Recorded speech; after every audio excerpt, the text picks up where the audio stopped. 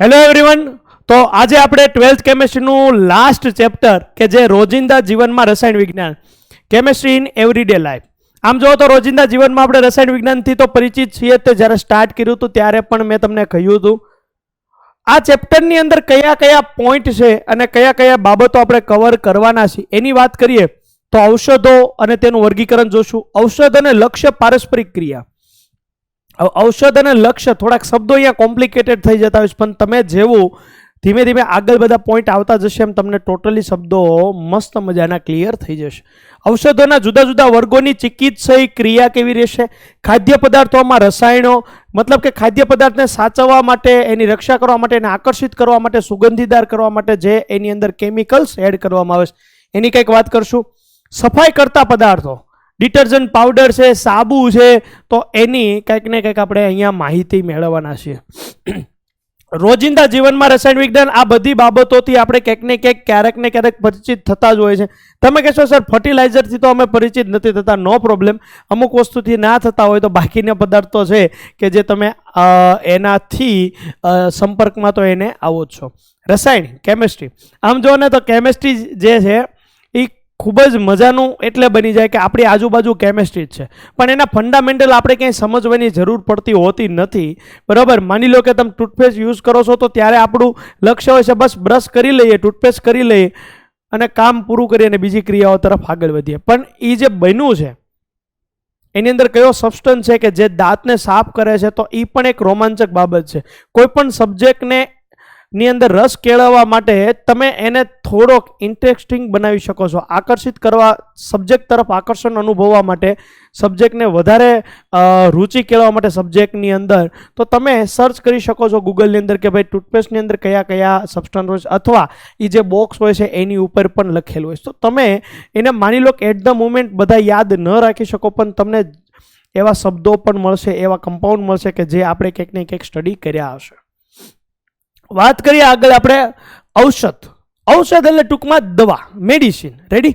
ઔષધો કે જે નીચા આણ્વીય દળ વાળા 100 થી 500 યુનિફાઈડ માસ વાળા રસાયણો છે, ટૂંકમાં એક કેમિકલ છે. આ રસાયણો જે છે બૃહદ આણ્વીય લક્ષ્યો સાથે, હવે જોજો આ શબ્દ ઉપર ધ્યાન દેજો, લક્ષ્યો, બૃહદ આણ્વીય. હવે જ્યારે દવા આપણે લઈએ છીએ તો બોડીની અંદર રહેલા બધા એન્ઝાઇમ જે છે એની સાથે ન્યુક્લિક એસિડ જે છે એની સાથે ક્રિયા કરે છે, જે કેવા છે પોલિમર છે, બસ એની સાથે એ કામ કરે છે, પ્રક્રિયા કરે છે, એટલે એને શું કીધું બૃહદ આણ્વીય. અને એ જે દવા છે એનું લક્ષ્ય છે કે જે ડેમેજ થયું છે બોડીની અંદર, કે જે પણ નુકસાન થયું છે અથવા જે રોગ થયો છે એને દૂર કરવું, એને નાશ કરવો અથવા એની વૃદ્ધિ અટકાવી. સાથે પારસ્પરિક પ્રક્રિયા કરે છે જેને જૈવિક પ્રતિક્રિયા ઉત્પન્ન થાય છે એમ કહી શકાય. આ જે જૈવિક પ્રતિક્રિયા જે છે જે ચિકિત્સા અને ઉપયોગી હોય, આ એવી જો પ્રક્રિયા હોય કે જે બોડી માટે, આપણા સ્વાસ્થ્ય માટે ફાયદાકારક હોય, ઉપયોગી હોય, તો એને એવા જે રસાયણો છે એને આપણે દવાઓ કહીએ છીએ. એને આપણે શું કહીએ છીએ? દવાઓ. રસાયણોના ચિકિત્સા ઉપયોગને રાસાયણિક ચિકિત્સા મતલબ કે કેમોથેરાપી પણ કહેવામાં આવે છે. આ 4 મુદ્દા થઈ ગયા જે એના પ્રસ્તાવનાની અંદરથી તમે સમજી શકો. ટૂંકમાં આમાંથી સમજવાનું શું થયું? ભાઈ નીચા આણ્વીય દળવાળા ઘટકો છે ઔષધો, કોની સાથે પ્રક્રિયા કરે છે? બૃહદ આણ્વીય સાથે પ્રક્રિયા કરે છે જેને લક્ષ્ય કહેવામાં આવે. અને જૈવિક પ્રક્રિયા હોય કે જે આપણી માટે, આપણા સ્વાસ્થ્ય માટે ઉપયોગી અને ફાયદાકારક હોય તો એને આપણે દવા કહેશું, એ ઔષધને આપણે દવા કહેશું. અને જે આ કાર્ય કરવામાં આવે, આપણી ચિકિત્સા જે રસાયણો દ્વારા આપણા સ્વાસ્થ્યને વધુ સારું બનાવવામાં આવે, અથવા જે રોગ આવ્યો છે એને દૂર કરવામાં આવે, અથવા જે પણ તકલીફો પડી છે એ નાશ પામે, તો બસ એ જે રાસાયણિક પ્રતિક્રિયા જે થઈ ને એને કહેવાય કેમોથેરાપી. ક્લિયર? હવે જતા રહી ઔષધ ઉપર. ઔષધોનું વર્ગીકરણ કરીએ. ઔષધોનું વર્ગીકરણ જે છે ઘણા બધા પેરામીટરને આધારે થાય. એમાં પહેલું જે પેરામીટર છે ઔષધીય અસરને આધારે વર્ગીકરણ કરીએ. જોજો, આ વર્ગીકરણ ઔષધોની ઔષધીય અસરને આધારે હોય છે. મતલબ કે વેદનાહાર ઔષધો, શબ્દો ઉપર ફોકસ કરો. વેદનાહાર, વેદના એટલે કે પીડા, જે પીડા થઈ રહી છે એને હરી લે, એને ખેંચી લે, મતલબ કે પીડા અટકાવી દે, એવા જે ઔષધો હોય તો એને આની કેટેગરીની અંદર મૂકવામાં આવે છે. મતલબ કે વેદના દૂર કરવાની અસર ધરાવે છે કોણ? વેદનાર ઔષધો. તો વેદનાર ઔષધોની અંદર કઈ કઈ ઔષધો આવશે, કઈ કઈ દવાઓ આવશે કે જે પીડાને અટકાવી શકે, પીડાને નાશ કરે, એવી બધી ઔષધો જે છે એને વેદનાર ઔષધોની અંદર મૂકવામાં આવે. જીવાણુનાશી ઔષધો જે સૂક્ષ્મ જીવોનો નાશ કરે છે અથવા તેમની વૃદ્ધિ અટકાવે. ત્રણ શબ્દ આગળ જતા આપણે આવવાના છે, જેમાં ઘણા બધા વિદ્યાર્થીઓ કન્ફ્યુઝ થતા હોય. પ્રતિજીવી, જીવાણુનાશી અને સંક્રમણ હારકો. આ ત્રણ શબ્દથી વિદ્યાર્થીઓ ઘણી વખત તકલીફ અનુભવતા હોય છે. પ્રતિજીવી એટલે શું? એવી દવા કે જે પીવા માટે હોય. જીવાણુનાશી એટલે શું? એવી દવા કે જે લગાડવાની હોય. આ બંને સજીવ માટે થયું, પ્રતિજીવી અને જીવાણુનાશી. જીવાણુનાશી એટલે લગાડવાની છે, ચોપડવાની છે, મલમ છે, ટ્યુબ છે. પ્રતિજીવી એટલે એવા ઔષધો જે પીવાનું હોય, મેડિસિન હોય.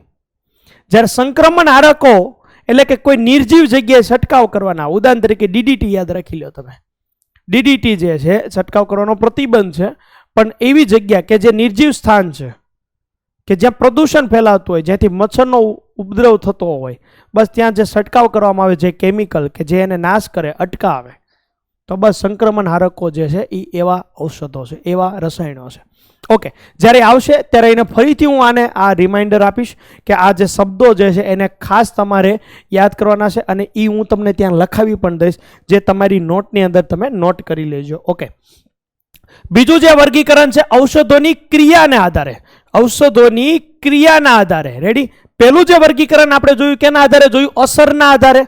અને હવે આપણે જે વર્ગીકરણ જોઈએ છીએ કોના આધારે? એની ક્રિયાને આધારે. જોજો, કોઈ ચોક્કસ જૈવ રાસાયણિક પ્રક્રમ પર ઔષધોની કોઈ એક ક્રિયા હશે.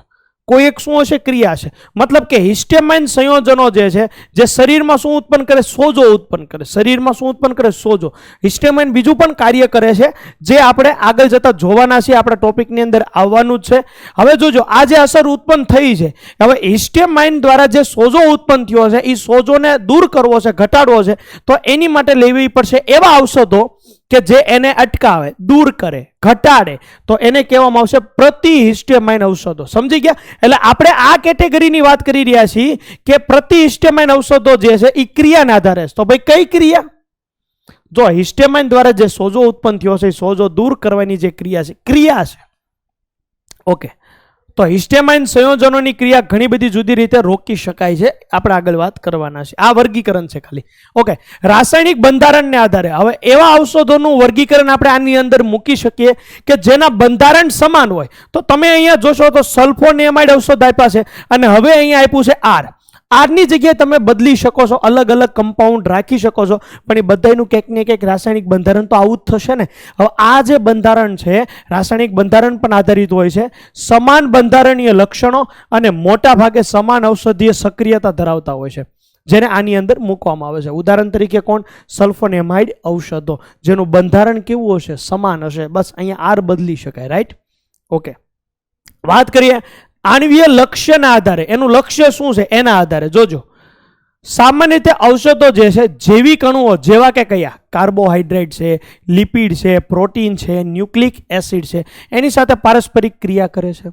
આ જૈવિક અણુઓને લક્ષ્ય અણુઓ કહી શકાય. શું કામ? કે બસ એની સાથે જે ક્રિયા કરશે કોણ? ઔષધો ક્રિયા કરશે, અને જે પણ તકલીફ ઉત્પન્ન થશે, જે અવ્યવસ્થા ઉત્પન્ન થશે, એને શું કરશે? નાશ કરશે. તો ઔષધ લક્ષ્યો કહેવામાં આવે છે. સમાન બંધારણીય લક્ષણો ધરાવતા ઔષધોની લક્ષ્યો પરની ક્રિયાની ક્રિયાવિધિ સમાન હોય છે. મતલબ કે સમાન બંધારણીય ધરાવતા હોય, સમાન ક્રિયા દર્શાવતા હોય છે. આણ્વીય લક્ષ્યો પર આધારિત વર્ગીકરણ ઔષધીય રસાયણો માટે અત્યંત ઉપયોગી વર્ગીકરણ છે. હવે જોજો, આણ્વીય લક્ષણ આધારે મતલબ કે કોણ કોને એટેક કરે છે, કઈ રીતે એટેક કરે છે, એના આધારે તમે એનું શું કરી શકો? વર્ગીકરણ. હવે આપણે જોઈએ કે આપણે જે વાત કરીને ઔષધ લક્ષ્ય વચ્ચે પ્રક્રિયા થાય છે, તો તમે કહેશો સર કઈ પ્રક્રિયા થાય છે, કેવી રીતની પ્રક્રિયા થાય? જોજો, ઔષધ અને લક્ષ્ય પારસ્પરિક ક્રિયા. જૈવિક રીતે ઉદ્ભવેલ બૃહદ અણુ શરીરમાં વિભિન્ન કાર્યો કરે છે. ઉદાહરણ તરીકે શરીરમાં જૈવિક ઉદ્દીપક તરીકે ભૂમિકા ભજવતા પ્રોટીન સંયોજનો. પ્રોટીન સંયોજનો જેને શું કહેવામાં આવે? ઉત્સેચક કહેવામાં આવે છે. આ જે પ્રોટીન સંયોજનો જે છે એ શરીરમાં પ્રત્યાયન તંત્ર મીન્સ કોમ્યુનિકેશન સિસ્ટમ, જે સંદેશાની લેવડ દેવડ થતી હોય છે આપણા શરીરની અંદર, એની વાત કરી રહ્યા છે. જે નિર્ણાયક હોય છે તેને ગ્રાહી પદાર્થો કહેવાય. મતલબ કે જે સંદેશાની આપલે કરી શકાય ત્યાં ગ્રાહી પદાર્થો કહેવાય. આ વાહક પ્રોટીન સંયોજનો જે છે ધ્રુવીય અણુઓને કોષ પટલમાંથી વહન કરી લઈ જાય છે.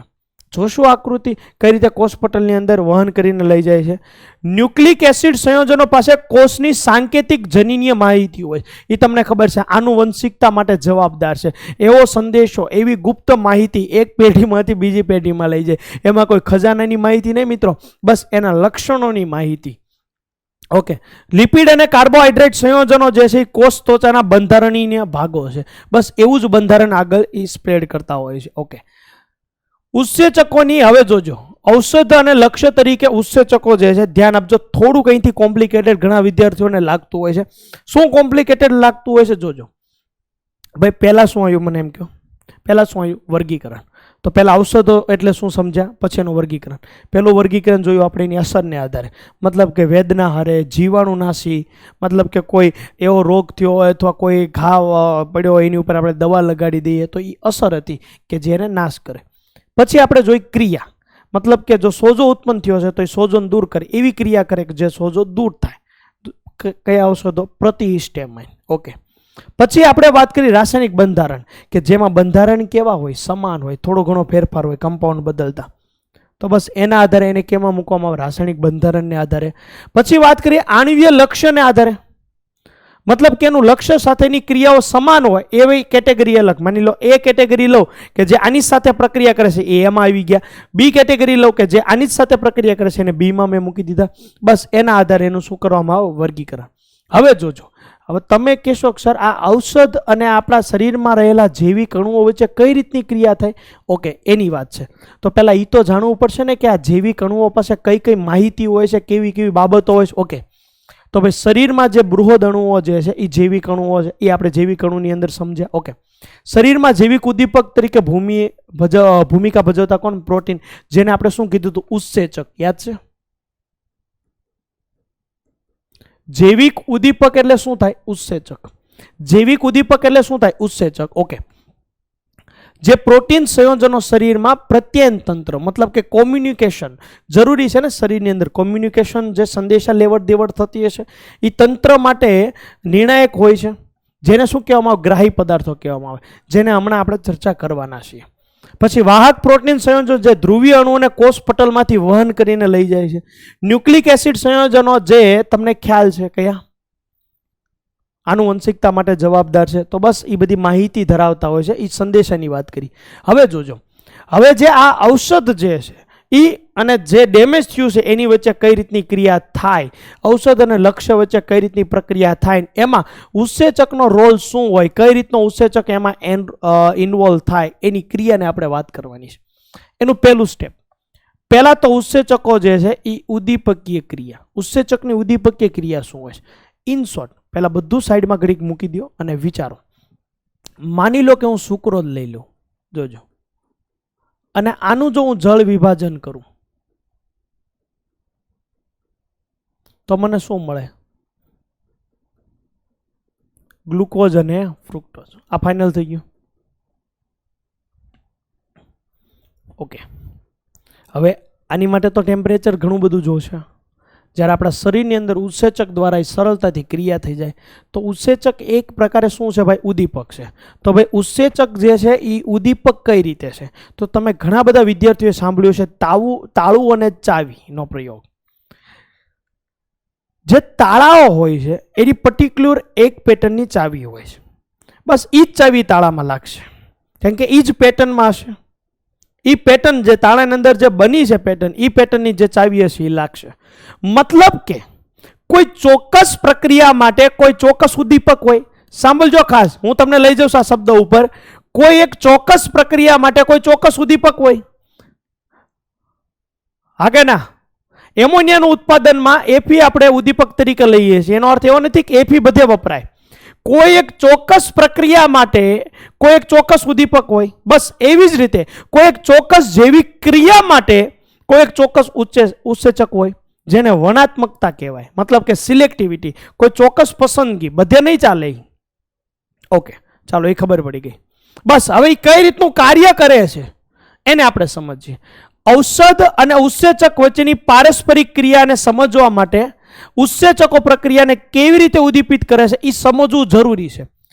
ઔષધ અને ઉત્સેચક વચ્ચે જે પારસ્પરિક ક્રિયા થવાની છે એ દરમિયાન ઉત્સેચક જે છે એ પ્રક્રિયાને કેવી રીતે ઉદ્દીપિત કરે છે એ આપણે સમજીએ, જેને મુખ્ય બે પ્રકારમાં હું તમને ગેરંટી આપું છું. હમણાં જ તમને એક ઉદાહરણ આપું છું, એ ઉદાહરણથી તમે ક્લિયર થઈ જશો. જોજો, ઉત્સેચકનું પ્રથમ કાર્ય છે રાસાયણિક પ્રક્રિયા માટે પ્રક્રિયાર્થીને પકડીને રાખવાનું છે.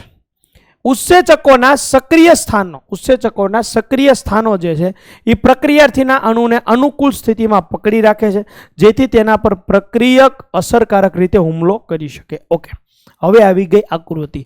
આને સમજવી સહેલી છે. જોજો, માની લો આ પ્રક્રિયક જે છે એ થઈ ગયો તમારો ખોરાક. એ શું થઈ ગયો? તમારો ખોરાક. હવે હું એમ કહી દઉં, માની લો કે આ માલ્ટોઝ છે. સમજો, માની લો કે આ માલ્ટોઝ છે, તો માલ્ટોઝમાંથી ગ્લુકોઝમાં રૂપાંતર કરવા માટે કયો ઉત્સેચક આલે? માલ્ટેઝ આલે. હા કે ના? માલ્ટોઝમાંથી ગ્લુકોઝ બનાવવા માટે કયો ઉત્સેચક છે? માલ્ટેઝ. ઓકે, તો સમજી લો કે આ માલ્ટેઝ છે. બીજો એક ઉત્સેચક આવશે કામ કરવા માટે? નહીં. બસ આ થઈ ગયું માલ્ટોઝ માટે માલ્ટેઝ. સમજી ગયા? આ છે સિલેક્ટિવિટી, આ છે એની જે પસંદગી.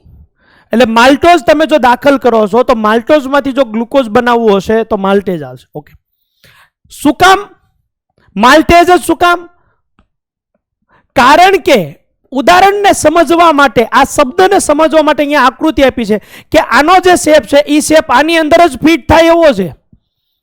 આને લઈને અહીંયા તમે મૂકી શકો, આનો જે શેપ જે છે એ આમાં જ ફિટ થાય એવો છે.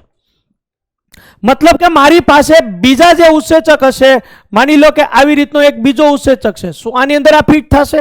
આ ફિટ થશે? આમાં નહીં થાય ને. તો એ આમાં જ ફિટ થાય, એટલે માલ્ટેઝ જ એક્ટિવ થાય.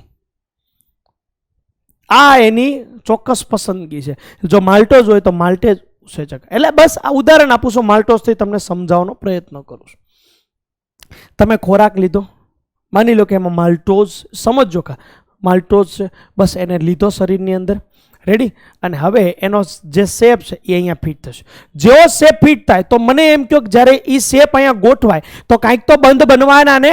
તો કયા કયા બંધ હોઈ શકે? જોજો, કયા કયા બંધ હોઈ શકે? તો પ્રક્રિયાર્થી અને ઉત્સેચકના સક્રિય સ્થાન વચ્ચે વિભિન્ન પારસ્પરિક ક્રિયાઓ જેવી કે આયનીય બંધ, હાઇડ્રોજન બંધન, વાન્ડરવાલ્સ અથવા દ્વિધુ પારસ્પરિક ક્રિયાના આધારે શું થાય છે? જોડાય છે. હવે તમે વિચારો, આ ખોરાક છે, બસ અહીંયા જોડાઈ ગયો એટલે આની સાથે પ્રક્રિયા આની સાથે જોડાઈને એ આ બધું જે છે શું થવા લાગશે? વિભાજન થવા લાગશે એનું. માની લો કે સુક્રોઝ હોય, ખાંડ તમે લીધું તો વિભાજન થઈ ગયું કેમાં? ગ્લુકોઝ અને ફ્રુક્ટોઝની અંદર. ઓકે, હવે માની લો કે આની અંદર રોગ ઉત્પન્ન કરનારા ઘટકો આવી ગયા. સમજો, માની લો કે આની અંદર રોગ ઉત્પન્ન કરનારા ઘટકો આવી ગયા. પછી તમે લીધી મેડિસિન. તો તમારે શું કરવું પડે? જોજો, તો તમારો તો આ ખોરાક જે રોગ ઉત્પન્ન કરી શકે છે હાલ, બરાબર. તો બસ જે તમે દવા લીધી ને એ આને અટકાવે છે. મતલબ કે ઈ જ શેપનું છે, જે આ ગોઠવાય એની પહેલા એ ગોઠવાઈ જશે. આ અહીંયા ગોઠવાય એની પહેલા આ ગોઠવાઈ જશે. એટલે ક્યારેય હવે નવા ઘટકો એમાંથી આવશે નહીં. બસ આ તમને ખાલી સમજાયું મેં. હવે આને વન બાય વન લઈએ.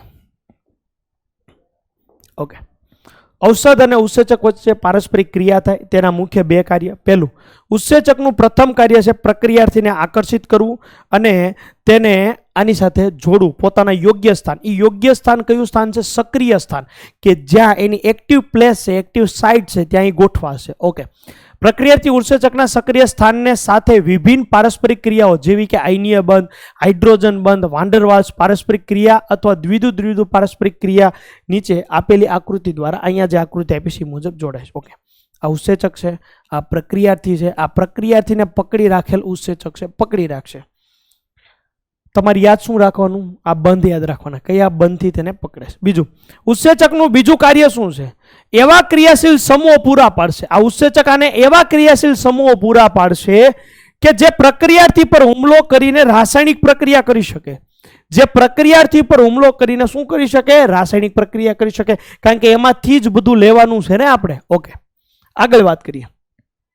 બીજો ભાગ. હવે ભાઈ ત્યાં લાગી તો ગયો, બરોબર. હવે જોજો, ઔષધો જે છે, હવે ઔષધની એન્ટ્રી થાય છે. કેમ ભાઈ ઔષધની એન્ટ્રી કરવી પડી? કારણ કે એમાંથી આપણને રોગ થઈ શકે એવા ઘટકો આવે છે. તો પાછળથી આપણે જ્યારે દવા લેશું ત્યારે ફરીથી જ્યારે એવું થશે તો એને અટકાવી શકે. ઓકે, ઔષધો જે છે ઉત્સેચકોની ઉપર દર્શાવેલી જે પ્રવૃત્તિ છે એ પ્રવૃત્તિને નિરોધે છે, મતલબ કે અટકાવે છે.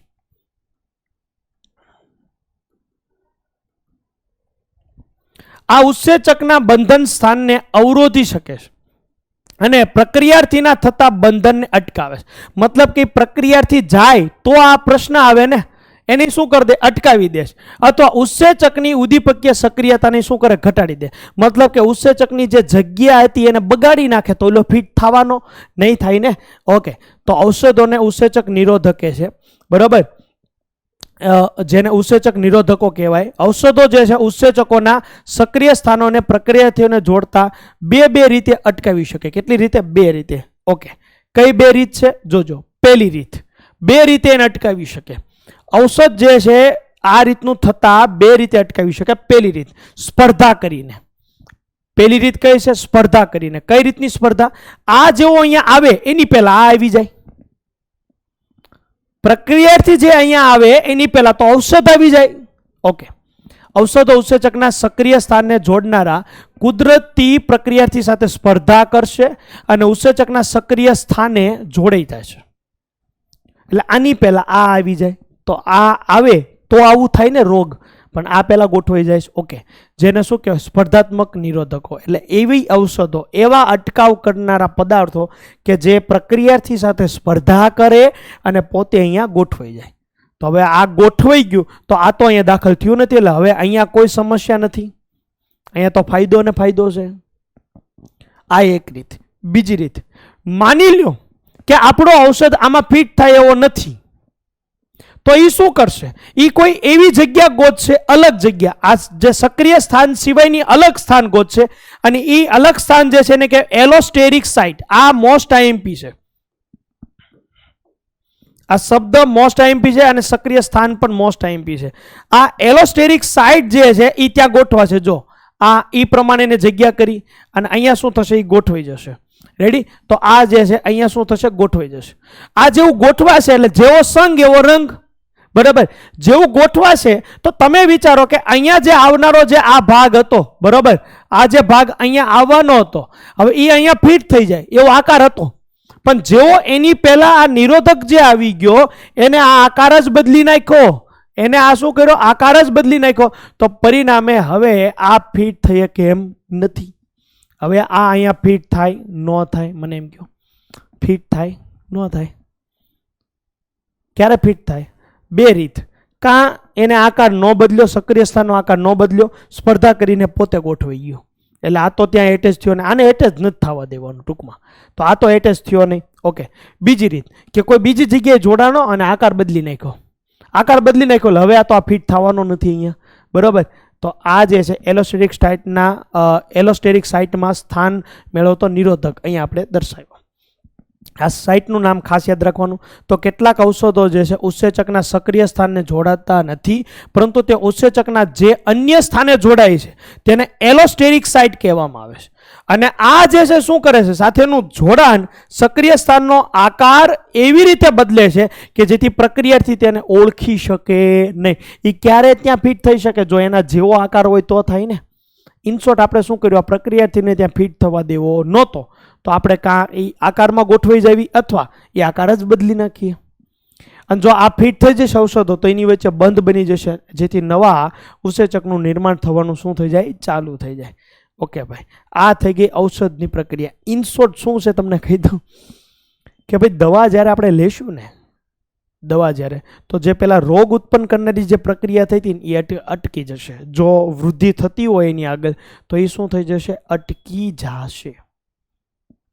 કઈ રીતે અટકે? આ એક ઉદાહરણ છે. તાળા અને ચાવીનું ઉદાહરણ લઈને સમજી શકો, પણ અહીંયા તમને સમજાવવા માટે આવા ઉદાહરણ આપ્યા છે. આવો જ આકાર હોવો એવું જરૂરી નથી. કાં તો એ જગ્યાએ જ્યાં પ્રક્રિયા થાય છે એ જગ્યા જ આપણે લઈ લઈએ અથવા એ જગ્યાને બદલી નાખીએ તો કોઈ સમસ્યા આવવાની નથી. ઓકે, આગળ વાત કરીએ.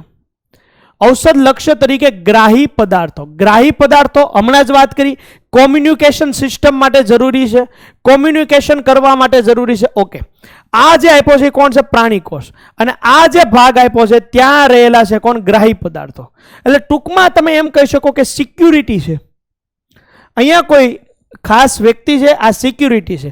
કોઈ પોસ્ટમેન જે છે, કોઈ પોસ્ટમેન માની લો, સમજો ખાસ, બરાબર, અહીંયા આવે છે સંદેશો દેવા માટે. તો બસ આ શું કરે? સિક્યુરિટી એ સંદેશો એની પાસેથી લઈ લે છે અને અંદર આપી આવે છે. પોસ્ટમેન અંદર જતા નથી. જ્યારે અહીંયા જે રહ્યા છે સિક્યુરિટી, એ જ આને સંદેશો પહોંચાડી દે. સમજી ગયા? હવે હું એને આ રીતે સમજાવીશ. ઓકે, લક્ષ્ય તરીકે ગ્રાહી પદાર્થો કઈ રીતે કામ કરે છે, બસ આ ભાગને ઝૂમ કરીને અહીંયા આપ્યું છે. જેનો ઉપરનો ભાગ જોજો, આ બાહ્ય સપાટી છે. આ કઈ સપાટી છે? બાહ્ય સપાટી. અને આ જે રહેલી એ કઈ સપાટી છે? અંદરનો ભાગ છે. કઈ સપાટી છે? અંદરનો ભાગ છે. હવે તમે જોશો ને તો બાહ્ય ભાગમાં કંઈક શેપ આપ્યો છે. જોયો તમે? આ કંઈક શેપ આપ્યો છે. એ શેપ એટલે કયો છે? ગ્રાહી પદાર્થનું બંધન સ્થાન છે. ગ્રાહી પદાર્થનું કેવું છે? બંધન સ્થાન. હવે જ્યારે કોઈ સંદેશો લઈને આવશે, ધ્યાન આપજો, જ્યારે કોઈ સંદેશો લઈને આવશે, જ્યારે રાસાયણિક સંદેશાવાહક જે છે એ આવશે, ત્યારે આ બંધન સ્થાન છે એના મુજબનો આકાર બનાવશે. શું કામ ભાઈ? સંદેશો લેવો તો પડશે ને. જ્યાં સુધી એટેચ નહીં થાય ત્યાં સુધી કનેક્શન આવશે નહીં, આવે ને, બરાબર? તો ભાઈ આ થઈ ગયો એ ભાગ કે જે ગ્રાહી પદાર્થ છે, અને એ ગ્રાહી પદાર્થનું આ થઈ ગયું બંધન સ્થાન. બસ હવે સંદેશાવાહક આવ્યો છે તો બસ એને ફિટ કરવા માટે એવો આકાર બનાવી લીધો. જો એના જેવો શું આવી ગયો? આકાર આવી ગયો. જોયો તમે? એના જેવો શું આવી ગયો? આકાર. હવે અહીંયા ફિટ થઈ જશે. જેવો એ ફિટ થઈ જાય, બરાબર, એવો એટલે બસ આ જો એન્ટેના નીકળી ગયો. સંદેશો જે છે અંદર કોષની અંદર જતો રહેશે. એટલે આને અંદર દાખલ થવાની જરૂર નથી. બસ સંદેશો જતો રહ્યો એટલે એ બસ પોતાનું કામ કરીને જતો રહેશે. ઓકે, હવે સમજીએ આ શબ્દો. ગ્રાહી પદાર્થો શરીરના પ્રત્યાયન પ્રક્રમ માટે નિર્ણાયક પ્રોટીન છે. આ પૈકીના મોટા ભાગના ગ્રાહી પદાર્થો જે છે કોષ પટલમાં ખૂંપેલા હોય છે. ગ્રાહી પ્રોટીન કોષ પટલમાં એવી રીતે ખૂંપેલા હોય છે જેથી તેમના સક્રિય સ્થાનવાળો ભાગ જે છે, નાનો ભાગ, એ આ પટલની ક્યાં રહે? મને એમ કહો. બહાર રહે. સપાટીની ક્યાં રહે? બહાર રહે. જો આ સપાટીની ક્યાં રહેશે? આ બહાર રહેશે. સમજી ગયા? સપાટીની ક્યાં રહેશે? બહાર રહેશે. અને આ કોષ પટલના વિસ્તારની બહારની બાજુ ખુલે છે. ઓકે, શરીરમાં કેટલાક રસાયણો દ્વારા બે ચેતાકેશિકા તથા ચેતાકેશિકા, ઓકે, બે ચેતાકેશિકાઓ અથવા ચેતાકેશિકા અને સ્નાયુ વચ્ચે સંદેશાની આપલે થતી. મતલબ કે બે ચેતાકેશિકા વચ્ચે સંદેશાની આપલે થતી હોય, અથવા ચેતાકેશિકા અને સ્નાયુ વચ્ચે સંદેશાની શું થતી હોય? આપલે થતી હોય. સંદેશો કયો? માની લો કોઈ ગરમ સપાટી છે અને તમે ત્યાં મૂકી દીધો હાથ. માની લો કે આ ગરમ સપાટી છે ને અહીંયા મેં મૂકી દીધો હાથ. તરત સંદેશો છે, હા ભાઈ લે લે, ફૂલ ગરમ છે, તમે લઈ લેશો. અને ઇન કેસ આ સંદેશો ન આવે તો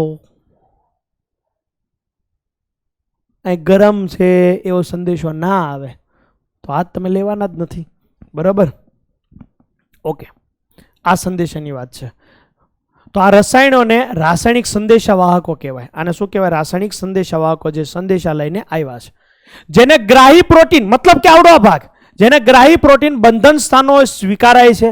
સંદેશાવાહકોને સ્થાન આપવા માટે ગ્રાહી સ્થાનના આકાર બદલાય છે. કેમ ભાઈ? એટેચમેન્ટ તો થવું પડશે ને, બંધ તો બનવો જરૂરી છે, રાઈટ? તો બંધ બનશે, આકાર બદલાય છે. જે રીતે માની લો કોઈ વ્યક્તિ સાથે વાતચીત કરવી હોય તો રિક્વેસ્ટ સેન્ડ કરો, કન્ફર્મ કરે તો વાતચીત થઈ શકે, રેડી? બસ જેથી કોષની અંદર સંદેશાનું વહન થાય છે. અને આમ રાસાયણિક સંદેશાવાહક કોષમાં પ્રવેશ્યા સિવાય, આ લાઈન મહત્વની છે મિત્રો, કે કોષની અંદર પ્રવેશ્યા સિવાય આ સંદેશાને જે તે કોષ સુધી ઈ પહોંચાડે છે.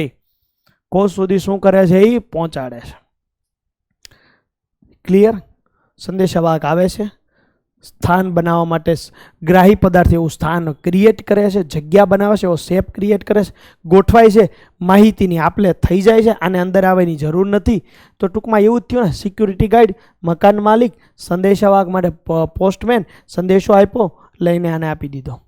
જ્યારે આને અંદર દાખલ થવાની જરૂર નથી, પછી જતા રહેશે. ઓકે, આગળ વાત કરીએ.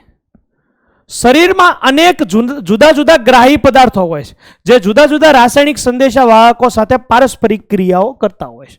આ ગ્રાહી પદાર્થો રાસાયણિક સંદેશા વાહકોમાંથી એકની સાપેક્ષે બીજાની પસંદગી દર્શાવે. મતલબ કે કોઈ ચોક્કસ સંદેશા માટે, કોઈ ચોક્કસ ક્રિયાના સંદેશા માટે કોઈ ચોક્કસ ઘટકો હોય છે, કારણ કે તેમના બંધન સ્થાનો જુદા જુદા આકાર, બંધારણ અને એમિનો એસિડના સંગઠન ધરાવે.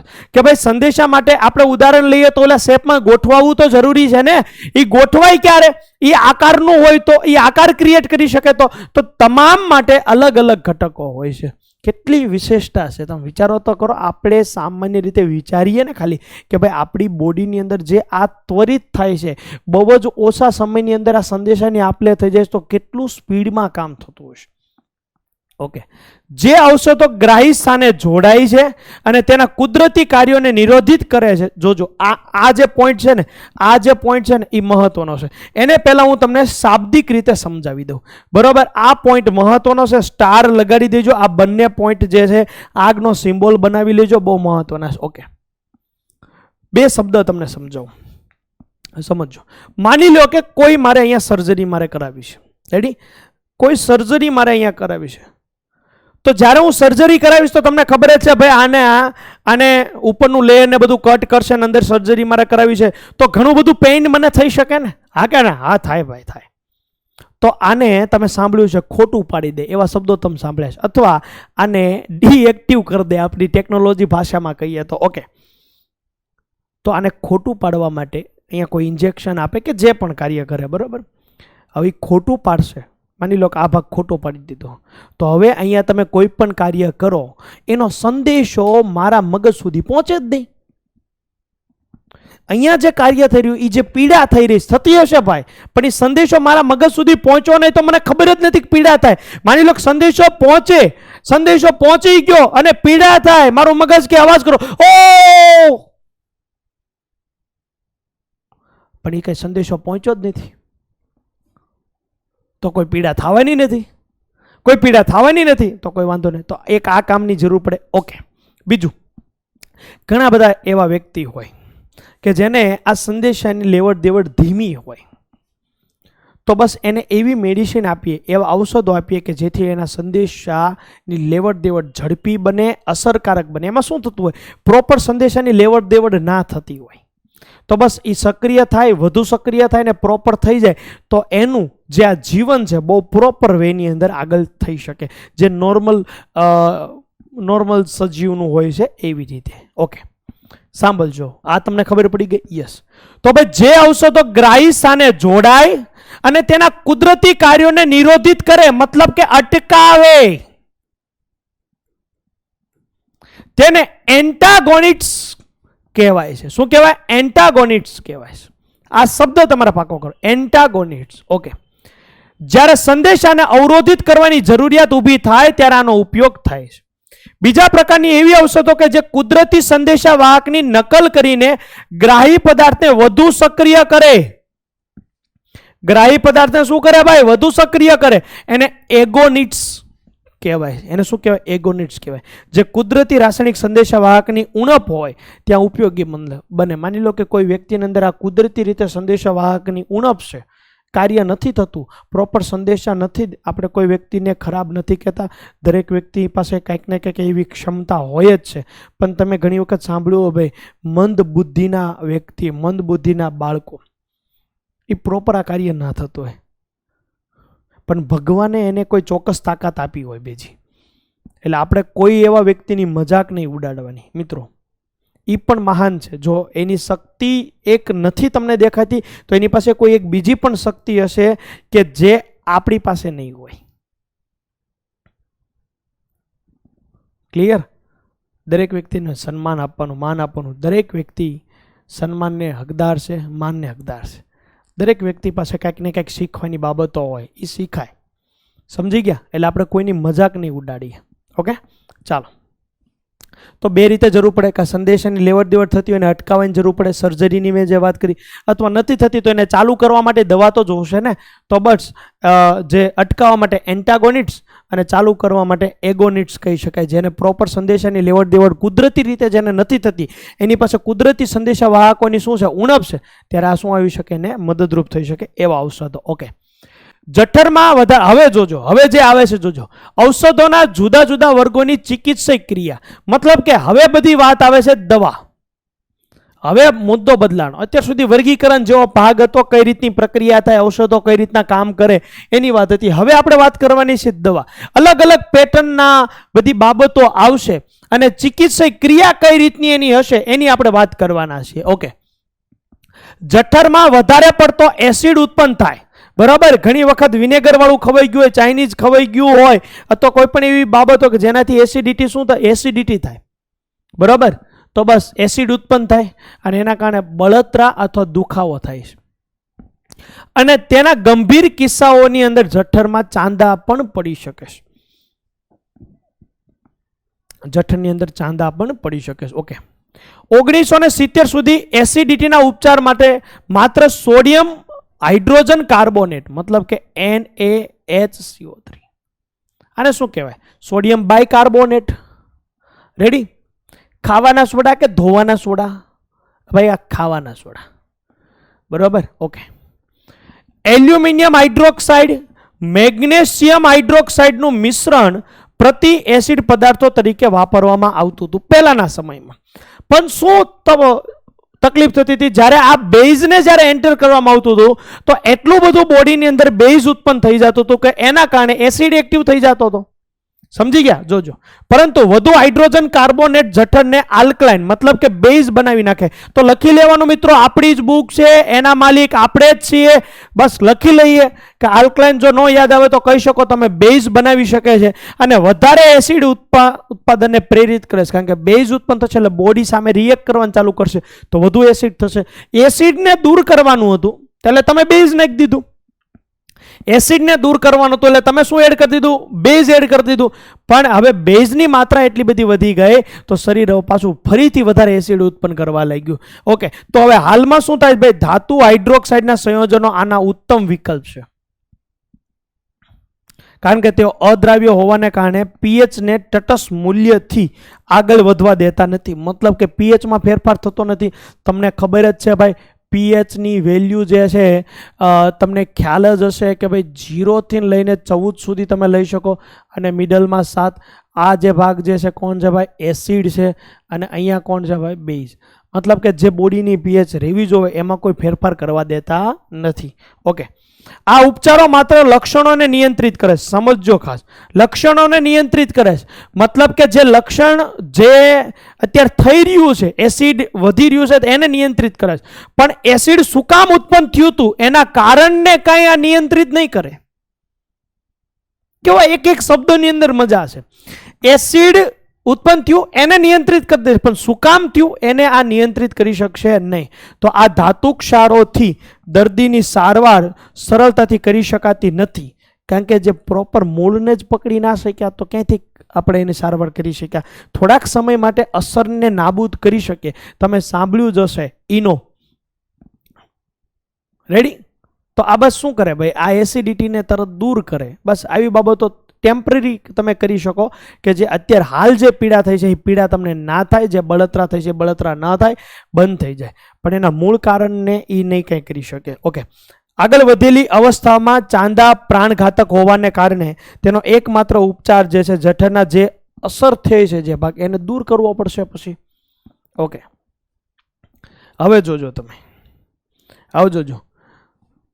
એક સૌથી મોટો પ્રશ્ન ઘણા બધા વિદ્યાર્થીઓને આમ થતો, સર આના બધા સ્ટ્રક્ચર યાદ રાખવાના? ભાઈ જેટલા ક્વેશ્ચનની અંદર સ્ટ્રક્ચર આવે છે એને ખાસ યાદ રાખતા જજો, બરાબર.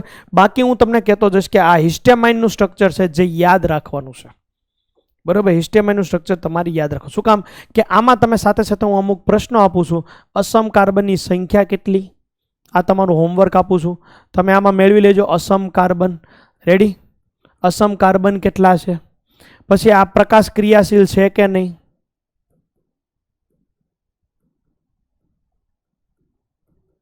પ્રકાશ ક્રિયાશીલ છે કે નહીં, હા કે નામાં જવાબ દેવાનો છે, બરાબર. સિગ્મા અને પાઈ બંધની સંખ્યા, આ 3 પ્રશ્ન તમારે ખાસ આમાં લઈ લેવાના. કયા? અસમ કાર્બનની સંખ્યા કેટલી, પ્રકાશ ક્રિયાશીલ કેટલા, પછી સિગ્મા પાયબંધની સંખ્યા, sp2 સંકરણ ધરાવતા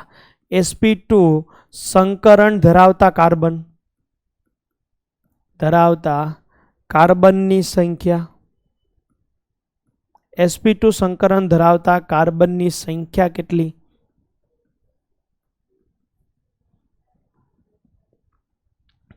sp2 સંકલન ધરાવતા કાર્બનની સંખ્યા કેટલી, આ બધી વસ્તુ. sp2 છે તો sp3 તમે કરી શકો ને પ્રશ્ન. બસ આ સ્ટ્રક્ચર તમે ખાસ યાદ રાખજો. હિસ્ટેમાઇનનું સ્ટ્રક્ચર છે અને એ ઘણી વખત પ્રશ્નમાં પૂછાય. ઓકે, હિસ્ટેમાઇન જે છે જઠરમાં પેપ્સિન અને હાઇડ્રોક્લોરિક એસિડના સ્ત્રાવને ઉત્તેજે છે. જુઓ તમે, પેપ્સિન અને હાઇડ્રોક્લોરિક એસિડને ઉત્તેજે છે. હિસ્ટેમાઇન અને જઠરની દિવાલમાં રહેલા ગ્રાહી પદાર્થ વચ્ચેની પારસ્પરિક ક્રિયાને અટકાવવા માટે ઔષધ તરીકે, હવે જો હિસ્ટેમાઇન જે થયું છે એ આ એસિડને ઉત્પન્ન કરવા માટે જવાબદાર છે. તો હવે હિસ્ટેમાઇનને દૂર કરવા માટે તમારે શું લેવું પડે? પ્રતિહિસ્ટેમાઇન લેવું પડે.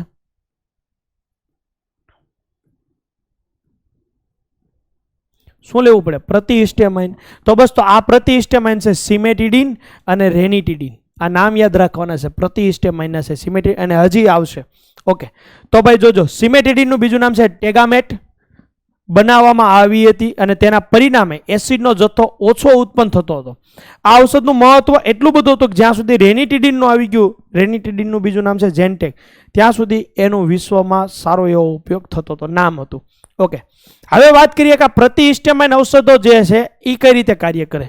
ભાઈ પ્રતિહિસ્ટેમાઇન ઔષધો કઈ રીતે કાર્ય કરે એને સમજવા માટે પહેલા તમારે હિસ્ટેમાઇન ઔષધો કઈ રીતે કામ કરે એ તો સમજવું પડશે ને. યસ, હિસ્ટેમાઇન જે છે એક શક્તિશાળી વાહિકા વિસ્ફારક છે. તેના વિવિધ કાર્યો છે. એવું નથી કે ખાલી એનું કામ આવી રીતનું જે છે એસિડિટી ઉત્પન્ન કરવું. હમણાં જ આપણે આવ્યું હતું, સોજો પણ ઉત્પન્ન કરી શકે. ઓકે, તે શ્વસન નળી અને અન્નનળીના લીસા સ્નાયુઓનું સંકોચન કરે છે. જ્યારે સંકોચન કરવાની જરૂર પડે ત્યારે સંકોચન કરે છે. અન્ય સ્નાયુઓ જેવા કે રુધિરની પાતળી વાહિનીઓ અને દિવાલમાં રહેલા સ્નાયુઓને ઢીલા પાડે છે. પછી જોજો, શરદીના કારણે નાસિકામાં થતો ભરાવો અને ફૂલોની પરાગરજને કારણે થતી એલર્જી માટે પણ હિસ્ટેમાઇન જ જવાબદાર છે. સમજી ગયા? એટલે અમુક જગ્યાએ ફાયદાકારક છે, અમુક જગ્યાએ નુકસાનકારક પણ છે. સંશ્લેષિત ઔષધો ઉદાહરણ તરીકે બ્રોમફિનેરેમાઇન, જેને ડિમ્પેટ કહી શકાય. પછી જોજો, સેલ્ડાન છે, એ પણ નામ યાદ રાખવાનું. ટર્ફેનાડિન, આ જે છે બધા કોણ છે? પ્રતિહિસ્ટેમાઇન તરીકે વર્તે. તમે કહેશો સર આના બંધારણ કેવા હોય? તો ભાઈ આ જે એરિયા એના બંધારણ છે, ટર્ફેનાડિન, સેલ્ડાન જે છે. રેડી? તો આ એના શું છે? બંધારણ છે. ઓકે, જ્યાં હિસ્ટેમાઇન તેની અસર દર્શાવે છે એવા ગ્રાહી પદાર્થના બંધન સ્થાન માટે સંશ્લેષિત ઔષધો હિસ્ટેમાઇન સાથે સ્પર્ધા કરીને હિસ્ટેમાઇનની કુદરતી ક્રિયામાં શું કરે? દાખલ કરે. પ્રતિહિસ્ટેમાઇન જે છે, હમણાં આપણે કીધું હતું ને કે ઔષધ એની જગ્યા લઈ લે, બસ એવી સ્પર્ધા કરે છે અને ત્યાં પ્રતિહિસ્ટેમાઇન શું થાય છે? ગોઠવાઈ જાય છે. એટલે હિસ્ટેમાઇનની અસર શું થઈ જાય? અટકી જાય. એક પ્રશ્ન જોજો અહીંયા કે ભાઈ અહીંયા ઉપરોક્ત પ્રતિહિસ્ટેમાઇન ઔષધો જે જઠરમાં એસિડના સ્ત્રાવ પર કેમ અસર કરતું નથી? આ એક ક્વેશ્ચન છે કે ભાઈ આ જે છે એ તમે જ્યારે લીધું પ્રતિહિસ્ટેમાઇન તો જઠરમાં એસિડના સ્ત્રાવ પર કેમ અસર નથી કરતું? મતલબ કે હિસ્ટેમાઇનના અલગ અલગ પેટર્ન છે. તમે જોજો, કોઈ એક દવા તમે લેશો તો એ દવાનું જે કામ છે એ જ કરશે અને પર્ટિક્યુલર જે સ્થાને કાર્ય કરવાનું છે એને એ જ જગ્યાએ કરશે, બીજે ક્યાંય કરશે નહીં. શું કામ? કારણ કે એને કોઈ ચોક્કસ આકાર હોય, કોઈ ચોક્કસ વર્ણાત્મકતા હોય, બસ એ જ જગ્યાએ અને એની માટે જ બનાવ હોય તો જ કાર્ય કરશે. ઓકે, તેનું કારણ એ છે કે પ્રતિ એલર્જી ઔષધો અને પ્રતિ એસિડ ઔષધો જુદા જુદા ગ્રાહી પદાર્થો પર કાર્ય કરે છે. મતલબ કે એલર્જી દૂર કરવા માટે તમે જે લીધા હોય તે અને તમે પ્રતિ એસિડિટી તરીકે લીધા હોય તે બંનેના કાર્યો અલગ છે, બંનેના શેપ અલગ કહી શકો તમે સમજવા માટે કે જે જુદા જુદા ઉત્સેચક સાથે કાર્ય કરે. બધા કોઈ એક લીધો એ બધા સાથે કાર્ય નહીં કરે. કોઈ ચોક્કસ પર્ટિક્યુલર જે પોર્શન અથવા જે પોઈન્ટ માટે તમે જે ઔષધ લીધું છે એ એની માટે જ કાર્ય કરશે. ઓકે, ચેતાતંત્રને સક્રિય કરતા ઔષધો, ચેતાતંત્રની સક્રિયતામાં વધારો કરતા હોય અથવા જે પણ એને ઘટાડો કરતા હોય એની માટેના ઔષધોની વાત છે. એમાં પહેલું છે પ્રશાંતકો.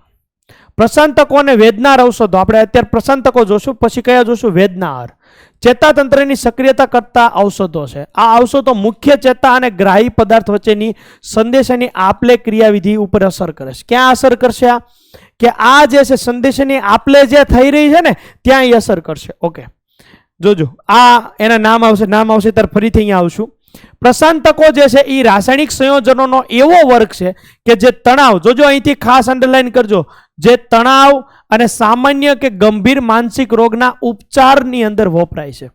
પ્રશાંતકો એવા છે કે જે તણાવ અનુભવતા હોય, ગંભીર માનસિક રોગોથી પીડાતા હોય એની માટે એ વપરાય છે. જે રોગમુક્ત થવાની સૂઝ દ્વારા ચિંતા, તણાવ, તામસી પ્રકૃતિ કે ઉત્તેજનામાં શું આપે? રાહત આપે. માની લો કે કોઈ એવા વ્યક્તિ છે જે ચિંતામાં ડૂબેલો રહે છે, એનો તણાવમાં હોય છે, સ્વાભાવિક છે એ ગુસ્સાવાન થઈ જશે, મતલબ કે એની પ્રકૃતિ તામસી પ્રકૃતિ થઈ જશે, જે તેની ઉત્તેજનામાં શું આપે છે? રાહત આપે. તેઓ નિંદ્રાકારી ઔષધો છે. આ જરૂરી છે. આરામ થઈ જાય બોડીને તો જે પણ માનસિકની અંદર, મનની અંદર જે વિચારણા ચાલુ છે, જે પીડા થઈ રહી છે, મતલબ કે જે ચિંતા થઈ રહી છે, એને અટકાવી શકાય. તો એ નિંદ્રાકારી છે, એટલે સંપૂર્ણ રીતે એને ઊંઘ લાવી દે, એટલે બોડીને સંપૂર્ણ રેસ્ટ મળી જશે. બની શકે એ રેસ્ટની અંદર બોડી પોતાની રીતે જે નોર્મલ કાર્ય કરતું એ રીતે કાર્ય કરવા માંડે. તો આવશ્યક ઘટક તરીકે હોય છે. પ્રશાંતકો જે છે જુદા જુદા પ્રકારના જોવા મળે છે. તેઓ જુદી જુદી ક્રિયાવિધિ દ્વારા કાર્ય કરે. તેઓ જુદી જુદી ક્રિયાવિધિ દ્વારા કાર્ય કરે છે. ઉદાહરણ તરીકે નોરાડ્રેનાલિન એક ચેતા પ્રેષિત છે, મતલબ કે ચેતા સંદેશાવાહક છે.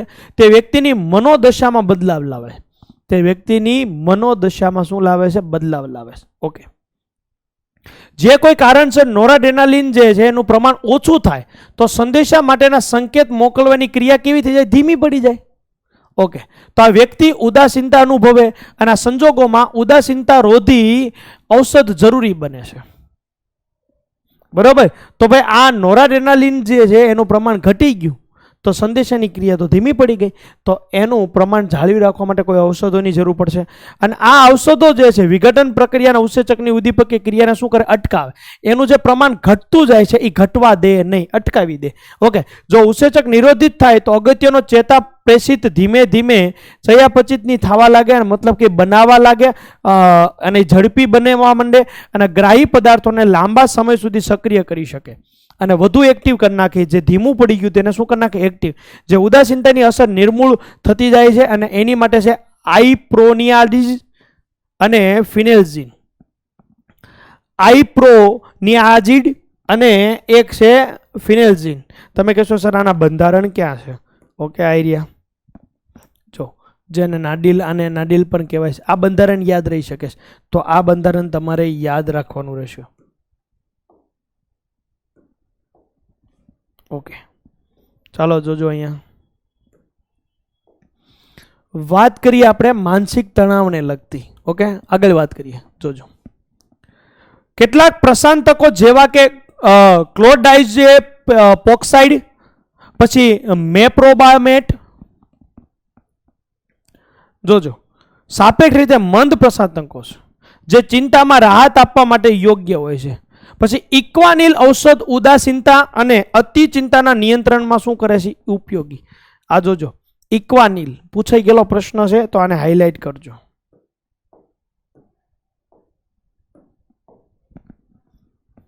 એટલે થોડાક નામ કોમ્પ્લિકેટેડ હશે, એના સ્ટ્રક્ચર આપ્યા છે, યાદ રાખવાની જરૂર છે.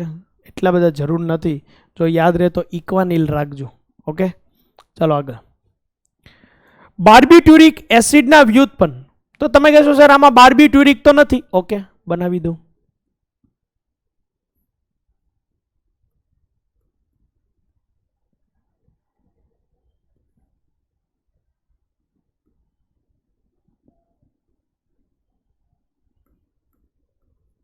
આ થઈ ગયું તમારી માટે બાર્બિટ્યુરિક.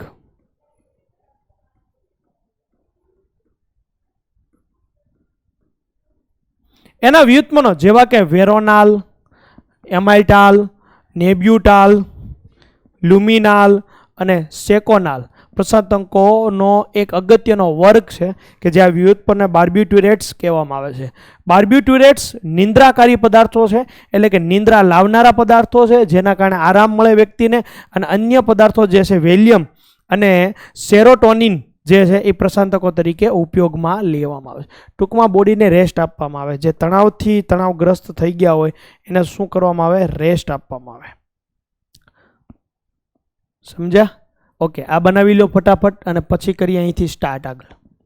ઓકે, તો તમે એનું સ્ટ્રક્ચર બનાવી લીધેલું હશે. હવે આગળ વાત કરીએ આપણે વેદનાહાર ઔષધો, મતલબ કે જે પીડા છે એને શું કરે? દૂર કરે. તો વેદનાહાર ઔષધો જે છે દુખાવાને વ્યક્તિના ભાનમાં ઘટાડો કરે. મતલબ કે જે દુખાવો થઈ રહ્યો છે એમાં એ શું કરશે? ઘટાડો કરશે. માનસિક અસ્વસ્થ સ્થિતિ હોય, અસમન્વય અથવા લકવો અથવા ચેતાતંત્રમાં અન્ય કોઈ ખલેલ લાવ્યા વિના ઘટાડે કે નાબૂદ કરે છે. કોઈ ખલેલ લાવ્યા વિના શું કરે છે? નાબૂદ કરે છે. હવે એના જોજો વર્ગીકરણ બે રીતે થાય, ખાસ ધ્યાન આપજો. બિન માદક મતલબ કે બિન વ્યસનયુક્ત, મતલબ કે આ એવા ઔષધો કે જો તમે લેશો તો એનો તમને કહેવાય ને કે વ્યસન નહીં થઈ જાય, વારંવાર લેવાની ઈચ્છા નહીં થાય એવા ઔષધો. અને એક છે માદક ઔષધો. માદક પીણા, તમે આવો શબ્દ સાંભળ્યો, મતલબ કે એની ટેવ પડી જાય, લત લાગી જાય. ઉદાહરણ તરીકે અફીણ, તો એની શું પડી જાય? તમને ટેવ પડી જાય. તો બસ બે પ્રકારે વર્ગીકરણ કરીએ છીએ. એક બિન માદક છે અને એક છે શું? માદક. એટલે કે એકની ટેવ ના પડે અને એકની ટેવ પડી શકે છે. પછી વ્યક્તિને એક તો ઈ મેડિસિન આપી માદક કે એક એનો રોગ દૂર થાય, પછી એને બીજું તકલીફ પડી ગઈ, એ એનો વ્યસની થઈ ગયો. તો આ સમસ્યા આવી શકે કે એમાં માદકની અંદર આવી શકે. ઓકે, વાત કરીએ બિન માદક જે વેદનાર ઔષધો જે છે. બિન માદક ઔષધોના વર્ગમાં એસ્પિરિન અને પેરાસિટામોલ. આ તો તમને ખબર જ હશે. પેરાસિટામોલ આમ જો તો જનરલ દવા પેરાસિટામોલ છે, તાવ માટે લોકો લઈ લેતા હોય છે, પણ ઘણી બધી પીડા માટે પણ દૂર કરવા માટે એનો ઉપયોગ થાય. એસ્પિરિનના અતિ પ્રચલિત ઉદાહરણ છે. એસ્પિરિન જે છે એ અતિ પ્રચલિત ઉદાહરણ છે. એસ્પિરિન જે છે પ્રોસ્ટાગ્લેન્ડિન્સ નામના રસાયણોના સંશ્લેષણને નિરોધિત કરે છે, જે માંસપેશીઓમાં બળતરા અને દુખાવો પેદા કરે. મતલબ કે જે માંસપેશીની અંદર બળતરા અને દુખાવો જે પેદા કરે છે એની અસરને શું કરે? ઘટાડે. આ જે છે સંધિવા, મતલબ કે સાંધાના જે દુખાવા થઈ જાય ને, સાંધાના દુખાવામાં શું આપે? રાહત આપે. ઓલમોસ્ટ ઘણા બધા વ્યક્તિને હવે ધીમે ધીમે આ બધા જે રોગો છે એ નાની વયે પણ થવા લાગ્યા છે. સ્વાભાવિક છે, પૌષ્ટિક આહાર એનું એક કારણ કહી શકાય, અથવા રૂટીન લાઈફ આપણી જે છે કંઈક ને કંઈક કોમ્પ્લિકેટેડ થઈ ગઈ છે, જે આવા રોગથી ઝડપથી પીડાવા લાગ્યા છે લોકો. ઓકે, આ ઔષધો અન્ય અનેક અસરો દર્શાવે છે, જેમ કે તાવમાં રાહત. પેરાસિટામોલ આવે એટલે આ યાદ રાખી દેવાનું, જેને તાપ શામક કહી શકાય. પછી લઘુ પટ્ટિકાના સ્પંદનને અટકાવે. મતલબ શું? લઘુ પટ્ટિકાના સ્પંદન મતલબ કે અહીંયા તમે લખી શકો લોહીને ગઠ્ઠો અથવા જામમાં દેશે નહીં. મતલબ કે લોહી જે છે જામી જાય. જો લોહી જામી જાય તો ત્યાંથી સર્ક્યુલેશન કેવું થઈ જાય? અઘરું થઈ જાય. પરિણામે એવું થશે નહીં. એસ્પિરિનના રુધિર જામમાં ન દેવાના ગુણને કારણે તે હૃદયના હુમલાને અટકાવવા માટે પણ ઉપયોગી છે.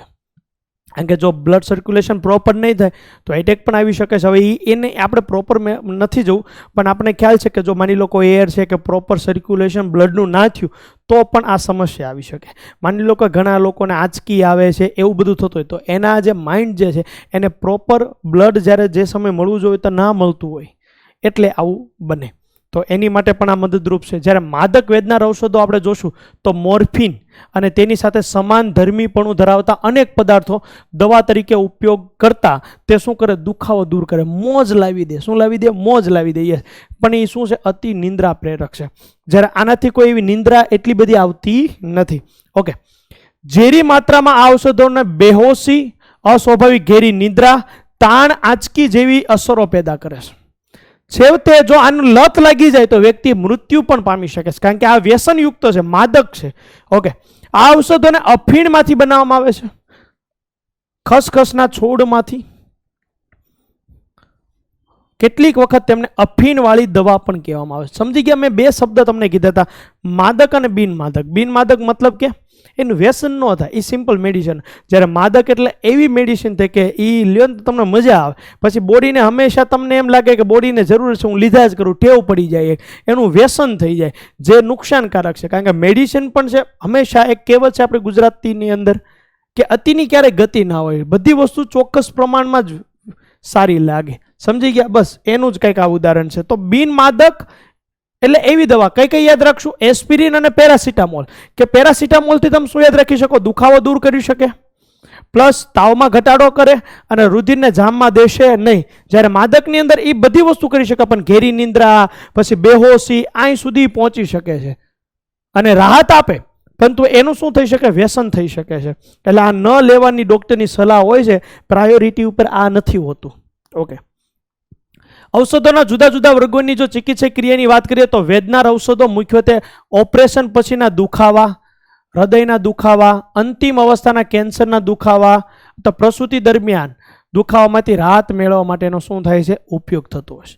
આ મોર્ફિન જે છે એનું આ બંધારણ છે. તમે જોશો તોય પણ તમને એમ લાગે કે ઓહો કેવું બંધારણ છે, આનું સ્ટ્રક્ચર યાદ રાખવાની જરૂર નથી, પણ જો યાદ રહે તો વધુ સારું, બાકી રાખવાની જરૂર નથી. હેરોઇન છે, પછી કોડિન છે, આ બધા કેવા છે? માદક ઔષધો છે. ઓકે, હવે જોજો, હવે જે પોઈન્ટ આવે છે ને, પ્રતિ સૂક્ષ્મજીવી ઔષધો. પ્રતિ સૂક્ષ્મજીવી ઔષધો. મનુષ્ય અને પ્રાણીઓમાં રોગો જુદા જુદા પ્રકારના સૂક્ષ્મજીવો જેવા કે બેક્ટેરિયા દ્વારા થતા રોગો, વાયરસ દ્વારા થતા રોગો, ફૂગ દ્વારા થતા રોગો અને અન્ય રોગકારક ઘટકો દ્વારા થતા હોય છે. પ્રતિ સૂક્ષ્મજીવી ઔષધો પસંદગીયુક્ત કોણ કોણ? તો બેક્ટેરિયાનો નાશ કરવા માટે પ્રતિ બેક્ટેરિયાકારક લેવામાં આવે, ફૂગનો નાશ કરવા માટે પ્રતિ ફૂગકારક લેવામાં આવે, વાયરસનો નાશ કરવા માટે પ્રતિ વાયરસકારક લેવામાં આવે, તો અન્ય પરજીવો તો પ્રતિ પરજીવીકારક લેવામાં આવે. તો જે શું કરે? સૂક્ષ્મજીવોનો શું કરે? નાશ. માની લો કે બેક્ટેરિયા દ્વારા કોઈ રોગ થાય તો આપણા શરીરની અંદર દાખલ થઈને એનો શું થશે? વૃદ્ધિ અને વિકાસ થશે, પરિણામી રોગનો શું કરશે? વધારો કરશે. તો એને અટકાવવા માટે, આ બેક્ટેરિયાને આ ક્રિયાને અટકાવવા માટે એને વૃદ્ધિ અને વિકાસ અટકાવવો પડશે, માટે આપણે શું લેવું પડે? પ્રતિ બેક્ટેરિયાકારક લેવું પડે. શું લેવું પડે? પ્રતિ બેક્ટેરિયાકારક. હવે જે શબ્દ આવે છે ને ભાઈ, ખાસ ધ્યાન આપજો. વૃદ્ધિ રોકવા માટે તો સૂક્ષ્મજીવોની રોગકારક ક્રિયાના નિરોધન માટેનું વલણ દર્શાવો. ઓકે, આ શબ્દ જોજો, અહીંથી હાઇલાઇટ કરો. પ્રતિજીવીઓ, પ્રતિજીવીઓ, જીવાણુનાશી અને સંક્રમણહારકો. પ્રતિ સૂક્ષ્મજીવી ઔષધો છે. 3 શબ્દ આવ્યા, બરાબર. એક શબ્દ આવ્યો પ્રતિજીવીઓ, પ્રતિજીવીઓ. બીજો શબ્દ આવ્યો જીવાણુનાશી, અને ત્રીજો એક શબ્દ આવ્યો સંક્રમણહારકો. હવે આનું આગળ શબ્દ સમજતા પહેલા આપણે આ ત્રણેય વચ્ચે શું ફરક છે એ સમજી લઈએ. આ ત્રણેયનું કામ શું છે ભાઈ? સૂક્ષ્મજીવો, જે નુકસાનકારક સૂક્ષ્મજીવો છે એનો વૃદ્ધિ અને વિકાસ અટકાવો. આ ત્રણેયનું કાર્ય તો એ જ છે, પણ શું ફરક છે? તો ભાઈ ફરક નંબર 1 કે આ જે છે ભાઈ સજીવ માટે લગાડી શકાય અને આ નિર્જીવ માટે છે.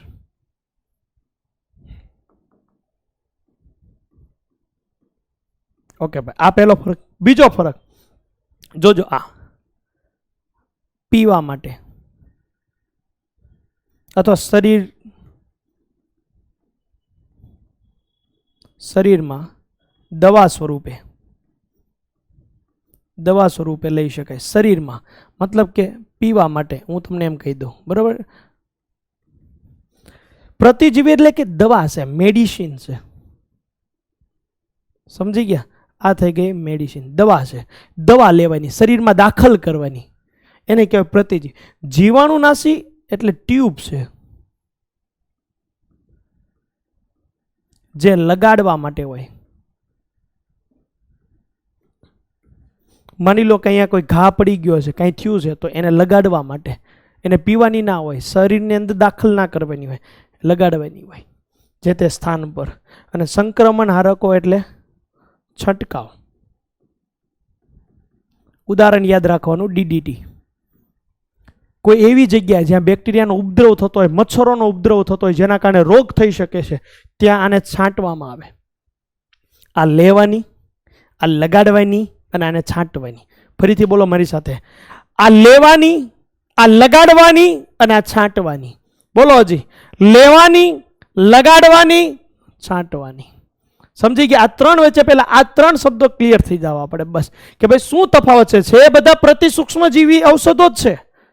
કામ તો એનું જ છે, બેક્ટેરિયાનો નાશ કરવો અથવા કોઈ પણ એવા સૂક્ષ્મજીવોનો નાશ કરવો જે રોગ ફેલાવી રહ્યા છે. પણ આ ત્રણેયની અંદર તફાવત એ છે કારણ લેવાની છે, શરીરની અંદર દાખલ કરી શકાય, શરીર પર લગાડી શકાય, અને આ જે છે છંટકાવ કરી શકાય, જે નિર્જીવ સ્થાનો, ગટર છે, કોઈ એવી ગંદકીવાળી જગ્યા છે ત્યાં.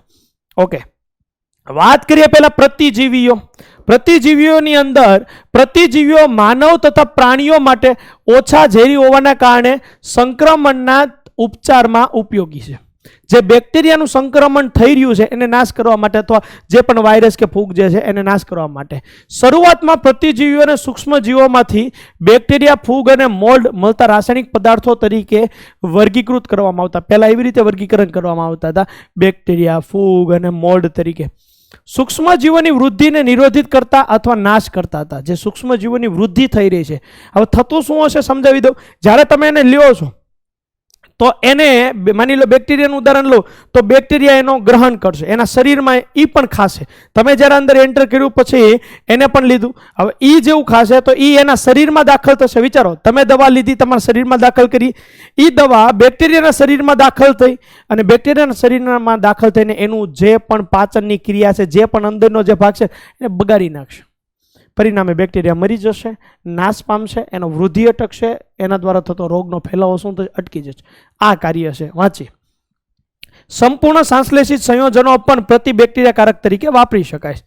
ઓકે, પ્રતિજીવીઓની વ્યાખ્યામાં સુધારો કરવામાં આવ્યો કે ભાઈ હવે એવા પ્રતિજીવો કે જેને ભાઈ ડાયરેક્ટ કુદરતમાંથી ના લીધા હોય, પ્રક્રિયાના અંતે પણ મળ્યા હોય, એવા પદાર્થને કહેવામાં આવે કે જે પૂર્ણ અથવા આંશિક રીતે રાસાયણિક સંશ્લેષણ દ્વારા ઉત્પન્ન થયા હોય. પૂર્ણ રીતે બનાવેલા હોય એવા હોય કે ઘણા એવા રસાયણો છે જે સંપૂર્ણ રીતે બનાવેલા હોય, કારણ કે બેક્ટેરિયા નાશ કરવા માટે બેક્ટેરિયાનો ઉપયોગ કરી શકાય, તો એને સંપૂર્ણ રીતે બનાવેલા હોય એવું હોય, અથવા આંશિક રીતે રાસાયણિક સંશ્લેષણ કરીને પ્રાપ્ત કર્યા હોય, જે ઓછી સાંદ્રતામાં સૂક્ષ્મજીવોની ચયાપચયની ક્રિયા, સૂક્ષ્મજીવોની ચયાપચયની ક્રિયા તમને કાંઈ નહીં કરે, એ તમને કાંઈ નહીં કરે, એ ડાયરેક્ટ ત્યાં જ એટેક કરશે. માં પ્રકરણ ખલેલ પહોંચાડીને તેમની વૃદ્ધિને શું કરે? અટકાવે છે, અને તેમનો શું કરશે? નાશ કરશે. ઓકે, જે હુમલો કરનાર બેક્ટેરિયા પર પ્રતિકૂળ અસર કરે છે પણ યજમાન પર નહીં. તો અહીંયા આપણે લખી નાખવાનું આપણા પર નહીં.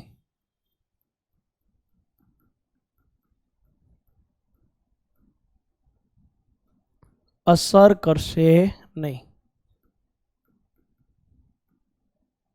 આપણા શરીર પર કોઈ અસર કરશે નહીં. ઓકે, આપણા શરીર પર કોઈ અસર નહીં કરે, ડાયરેક્ટ તેના પર એટેક કરશે, અને એ એને ગ્રહણ કરશે, એના શરીરમાં જશે, એની ચયાપચયની ક્રિયા બગાડી નાખશે. પરિણામે એનો શું થઈ જશે? નાશ.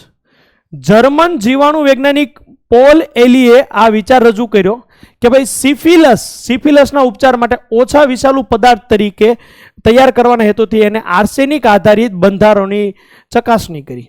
બંધારણો પણ આપણે જોવાના, જેમાં કોણ હશે? આર્સેનિક. પછી આર્સેફેનેમાઇન ઔષધ વિકસાવી, જે સાલ્વરસેન, આ શબ્દ ખાસ યાદ રાખવાનો છે, જેની અંદર શું છે ભાઈ? આર્સેનિક છે. તમે કહેશો સર એનું સ્ટ્રક્ચર કેવું બંધારણ હોય? તો જો સાલ્વરસેન, જેમાં તમે જોશો ને તો આર્સેનિક છે કે નહીં? આ સ્ટ્રક્ચર કોને મળતું આવે છે યાદ કરો તો ડાઈ એઝોનિયમ ક્ષારની અંદર આપણે શીખ્યા હતા એઝોબેન્ઝીન, યાદ છે? કે જેની અંદર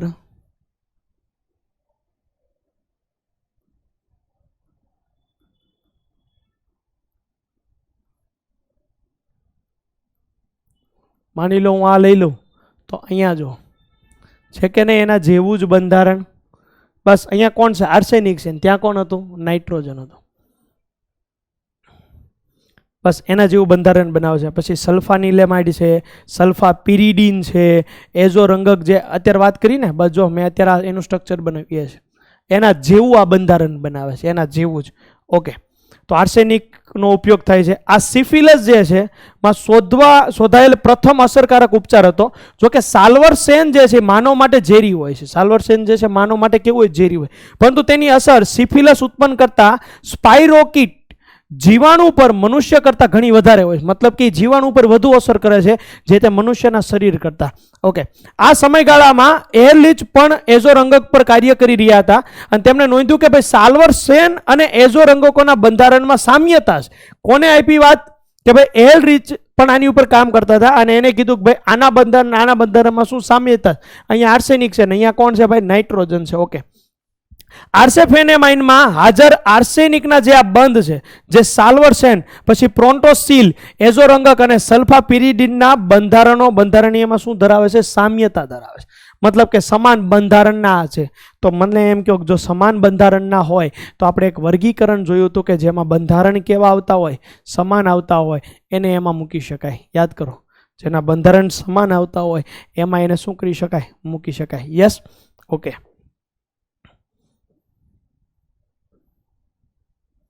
ઓકે, આપણે જ્યાં પહોંચ્યા હતા ત્યાં જઈએ. નેક્સ્ટ, સાંકળ એઝોરંગકોમાં હાજર જે નાઇટ્રોજન હોય એને બરાબર એવી રીતે મળતી આવે છે કે આર્સેનિક પરમાણુ નાઇટ્રોજન પરમાણુના સ્થાને હોય. જે મેં વાત કરી તે વાત છે. બસ આ એ જ વાત આપેલી છે કે પેશીઓ જે છે પસંદગીયુક્ત રંગકો દ્વારા રંગાય છે. તેથી એલ રીચે એવા સંયોજનોની શોધ કરી જેનું બંધારણ એઝોરંગકોને મળતું આવતું. એને ખબર પડી ગઈ પછી એને એના પર શું કરવા લાગ્યા, કામ કરવા લાગ્યા, અને એને આધારે ઘણી બધી દવાઓ પ્રાપ્ત થઈ. તરત જ એવું શોધવામાં આવ્યું હતું કે ભાઈ શરીરમાં પ્રોન્ટોસીલ, સલ્ફાનિલેમાઇડ ઓળખાતા સંયોજનમાં રૂપાંતર પામે છે જે વાસ્તવમાં સક્રિય સંયોજન છે. અને આ જે ઔષધો જે છે એને સલ્ફા ઔષધો કહેવાય. શું કહેવામાં આવે, સલ્ફા ઔષધો. જો તમને સલ્ફા ઔષધો પૂછે તો આ એનું શું થઈ ગયું, ઉદાહરણ. સલ્ફોનેમાઇડ સંયોજનને અનુરૂપ અનેક સંયોજનનું સંશ્લેષણ થયું અને તે પૈકીનું સૌથી અસરકારક હોય તો સલ્ફાપિરિડિન છે. સલ્ફાપિરિડિન, જે આ સ્ટ્રક્ચરની વાત કરી, જે સૌથી વધારે અસરકારક. તમે યાદ કરો, આવું જ બંધારણ આપણે બનાવ્યું. અહીંયા શું લખ્યું હતું, આર. બસ એની જગ્યાએ આરની જગ્યાએ આપણે શું મૂકી દીધું, પિરિડિન મૂકી દીધું. ઓકે, સલ્ફોનેમાઇડ જે છે ઔષધોની સફળતા ઉપરાંત પ્રતિબેક્ટેરિયા કારકમાં ચિકિત્સામાં વાસ્તવિક ક્રાંતિ 1929માં એલેક્ઝાન્ડર, તમે કહેશો કે આ નામ જાણીતું છે, એલેક્ઝાન્ડર ફ્લેમિંગ આવે છે અને એને પેનિસિલિયમ ફૂગની પ્રતિબેક્ટેરિયા કારક તરીકેની શોધ કરી. કઈ ફૂગમાંથી, તો ભાઈ પેનિસિલિયમ ફૂગમાંથી એને આ માહિતી મળી. આ પણ મહત્વનો પોઈન્ટ છે પેનિસિલિયમ ફૂગ ઉપરથી, જે પ્રતિજીવીઓ સૂક્ષ્મજીવો પર નાશક અસર અથવા નિરોધક અસર કરે છે. મતલબ કે એના વૃદ્ધિ અને વિકાસને શું કરે છે, અટકાવે છે. બે પ્રકારના પ્રતિજીવોના ઉદાહરણ આપ્યા છે, બેક્ટેરિયા નાશક અને બેક્ટેરિયા નિરોધી. એની અસરને અટકાવે અને એનો શું કરે, નાશ કરે. પેનિસિલિન છે, એમિનોગ્લાયકોક્સાઇડ છે, ઓફ્લોક્સેક્સિન છે, પછી ઇરિથ્રોમાઇસિન છે, ટેટ્રાસાઇક્લિન છે, ક્લોરોમફેનિકોલ છે. આ ક્લોરોમફેનિકોલનું મેં વાત કરી હતી ટાઇફોઇડ માટે. ટાઇફોઇડ માટે પણ આ દવા શું કરવામાં આવે છે, આપવામાં આવે છે. ઓકે, જોજો, બેક્ટેરિયા અથવા અન્ય સૂક્ષ્મજીવોનો વિસ્તાર, કારણ કે ઘણા બધા બેક્ટેરિયા હોય છે, એને ઘણી બધી, એને જો આકારને આધારે, એના ક્રિયાના આધારે એનું વર્ગીકરણ કરી શકાય. રેડી. અને એની જે લેબ ટેકનિશિયનને આધારે એની માહિતી મેળવવામાં આવી અને એક આખો વર્ગ મળ્યો. એ વર્ગને, એ વિસ્તારને બે પ્રકારે વર્ગીકરણ કરવામાં આવ્યા. એક ખૂબ જ લાંબો વર્ગ હતો, તો ભાઈ લાંબો વર્ગ જે હતો એને વિસ્તૃત સ્પેક્ટ્રમ, જેને સ્પેક્ટ્રમ દ્વારા અભિવ્યક્ત કરવામાં આવ્યા, કે જેને શું કહેવામાં, વિસ્તૃત સ્પેક્ટ્રમ. અને એક જે તમને મળ્યું એ સાંકડા સ્પેક્ટ્રમ તરીકે, મતલબ કે જેનો વિસ્તૃત વર્ગ હતો, ઘણા બધા ભેગા થઈને. તમે ઇન શોર્ટ તમે કહી શકો કેટલાય બધા બેક્ટેરિયા ભેગા થઈને એક રોગ ઉપર કામ કરતા, એક રોગ વધારતા. સાંકડા સ્પેક્ટ્રમ એમ કહી શકો કે એક જ સૂક્ષ્મજીવથી એક રોગ થઈ જતો હોય. સમજી ગયા બે શબ્દ? ઓકે. જે પ્રતિજીવીઓ ગ્રામ પોઝિટિવ અને ગ્રામ નેગેટિવ, તમે કહેશો સર આ ગ્રામ પોઝિટિવ ગ્રામ નેગેટિવ, એક વખત સર્ચ કરજો. જે માઇક્રોબાયોલોજીના જે વિદ્યાર્થીઓ છે, જે આગળ જતા માઇક્રોબાયોલોજીમાં જવાના, એને આની ઉપર ઘણો બધો અભ્યાસ આવશે. એની લેબ ટેસ્ટને આધારે એ જે રિઝલ્ટ આપે છે એ મુજબ એને ગ્રામ પોઝિટિવ ગ્રામ નેગેટિવ, એ બંને કેમાં આવે, વિસ્તૃત સ્પેક્ટ્રમ પ્રતિજીવીઓની અંદર આવે, કે જે બેક્ટેરિયાના વિસ્તૃત વિસ્તારનો નાશ કે નિરોધન કરે છે. ઓકે, આ એવી દવા છે કે એક સાથે બેક્ટેરિયાના કેટલાય વિસ્તૃત, જેના એક સાથે કેટલાય બેક્ટેરિયા દ્વારા જે રોગ થયો એ તમામનો શું કરી દે, નાશ. ઓકે, જે પ્રતિજીવો મુખ્યત્વે ગ્રામ પોઝિટિવ તો ગ્રામ નેગેટિવ બેક્ટેરિયાની વિરુદ્ધ, મતલબ કે એના સિવાય વિરુદ્ધ જે અસરકારક હોય તે બધા કોણ છે ભાઈ, સાંકડા સ્પેક્ટ્રમ પ્રતિજીવીઓ છે. તે કેવા છે, સાંકડા સ્પેક્ટ્રમ. બે શબ્દ શીખ્યા, વિસ્તૃત અને સાંકડા. વિસ્તૃતનો અર્થ તમે એ રીતે લઈ શકો કે ઘણા બધા બેક્ટેરિયા એક રોગ ઉપર કામ કરતા હોય અને એક સાથે આ મેડિસિન બધાનો નાશ કરી દે. અને સાંકડા તરીકે એમ કહી શકો કોઈ એક સૂક્ષ્મજીવ એક રોગ માટે જવાબદાર હોય તો એ એનો એકને નાશ કરી દે. ઓકે, જે પ્રતિજીવો માત્ર એક જ સૂક્ષ્મજીવ કે રોગ વિરુદ્ધ અસરકારક હોય તો તેમને મર્યાદિત એટલે કે સાંકડા સ્પેક્ટ્રમ પ્રતિજીવો કહેવાય. મર્યાદિત એટલે શું થાય, સાંકડા, ઓછા છે એમ. સાંકડા સ્પેક્ટ્રમ પ્રતિજીવીઓ કહેવામાં આવે છે. પેનિસિલિન જી, આ પણ મહત્વનું છે. પેનિસિલિન જી જે છે એ સાંકડું સ્પેક્ટ્રમ ધરાવે છે.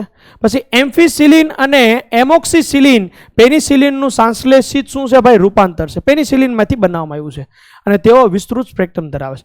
દર્દીને પેનિસિલિન આપતા પહેલા દર્દીની પેનિસિલિન પ્રત્યેની સંવેદનશીલતા કેવું છે, એના પ્રત્યે એલર્જી નથી ને, કારણ કે ઘણી બધી દવા તમને આપે પહેલાં તમને રિપોર્ટ કરવામાં આવે, તો ચેક કરવામાં આવે ભાઈ જે મેડિસિન આપવામાં આવે છે એના કારણે આને નુકસાન તો નહીં થાય ને. ઓકે, હવે જોજો, આ પેનિસિલિનનું સામાન્ય બંધારણ આપ્યું છે અને આ છે ક્લોરોમફેનિકોલ. આ યાદ રહી જાય એવું બંધારણ છે. ઓકે, આમાં તમને હું એક પ્રશ્ન આપું છું જે તમારા ડીપીપીની અંદર પણ કવર થશે. આમાં અસમ કાર્બનની સંખ્યા મને મેળવી દેજો. અસમ કાર્બનની સંખ્યા કેટલી? બસ અસમ કાર્બનની સંખ્યા કેટલી એ તમારે આમાંથી ફાઇન્ડ કરવાનું છે. અસમ કાર્બનની કરાવી દો ફાઇન્ડ. ઓકે, નહીં, ડીપીપીમાં આ ક્વેશ્ચન લીધો જ છે, એમાં જ થઈ જશે. અસમ કાર્બન કહેવાય કોને? જેની ચારે સંયોજકતા શું હોય? જુદી જુદી હોય. હવે ચેક કરજો. ઓકે, ક્લોરોમફેનિકોલ જે છે એક વિસ્તૃત સ્પેક્ટ્રમ પ્રતિજીવી છે. વિસ્તૃત સ્પેક્ટ્રમ પ્રતિજીવી છે જે જઠરાંતર માર્ગના ઝડપથી શોષાય છે. તેથી તેને ટાઇફોઇડ આવ્યું ને, ટાઇફોઇડ, મરડો, વધુ તાવ, મૂત્રચેપના કેટલાક સ્વરૂપો, મગજમાં સોજો અથવા ન્યુમોનિયા જેવા રોગોમાં તે મુખ વાટે આપી શકાય. મુખ વાટે આપી શકાય મતલબ કે આ દવા શરીરની અંદર શું કરવાની? દાખલ કરવાની છે. જે આપણે અહીં વાત કરી ને ટાઇફોઇડ, બરાબર? ઓકે, જુઓ તમે, ટાઇફોઇડ,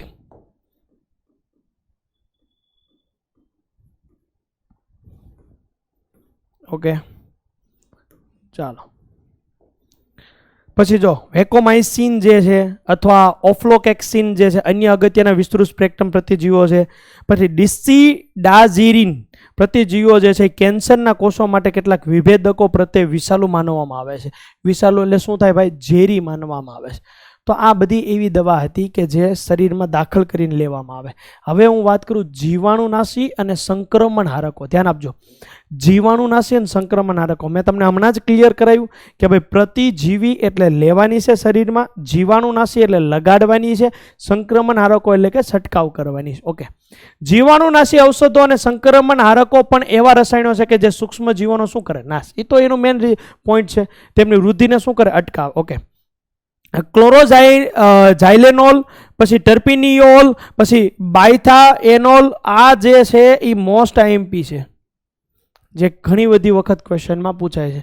આ બધા કોના ઉદાહરણ છે? જીવાણુનાશીના ઉદાહરણ છે. ઓકે, જોજો, જીવાણુનાશી ઔષધોને જીવંત પેશીઓ જેવી કે ઘા, કપાયેલો ભાગ, ચાંદા, રોગગ્રસ્ત ત્વચા પર લગાડવામાં આવે છે. રોગગ્રસ્ત ત્વચા પર શું કરવામાં આવે છે?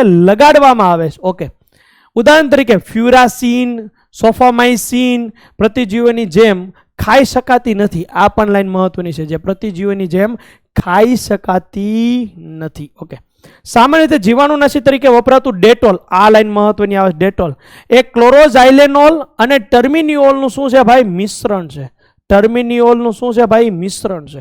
કોનું કોનું છે? ડેટોલ. ડેટોલ સાબુ તમે સાંભળ્યું હશે, જે આપણે લગાડીએ છીએ, બરાબર? જે અહીંયા શું કરીએ છીએ? સ્નાન કરીએ ત્યારે શું કરીએ? લગાડીએ છીએ. ને ગ્રહણ તો નથી કરતા ને, તો એ જે લગાડીએ છીએ એનાથી જે પણ જીવાણુ હોય છે શું થાય? નાશ થાય. ડેટોલ કંપનીનું નામ પણ તમે સાંભળ્યું હશે. ઓકે, સાબુમાં જીવાણુનાશી ગુણધર્મ લાવવા માટે તેમાં બાયથાએનોલ આ ઉમેરવામાં આવે છે. સાબુની અંદર શું કરવામાં આવે છે? ઉમેરવામાં આવે છે. આયોડિન એક શક્તિશાળી જીવાણુનાશી છે.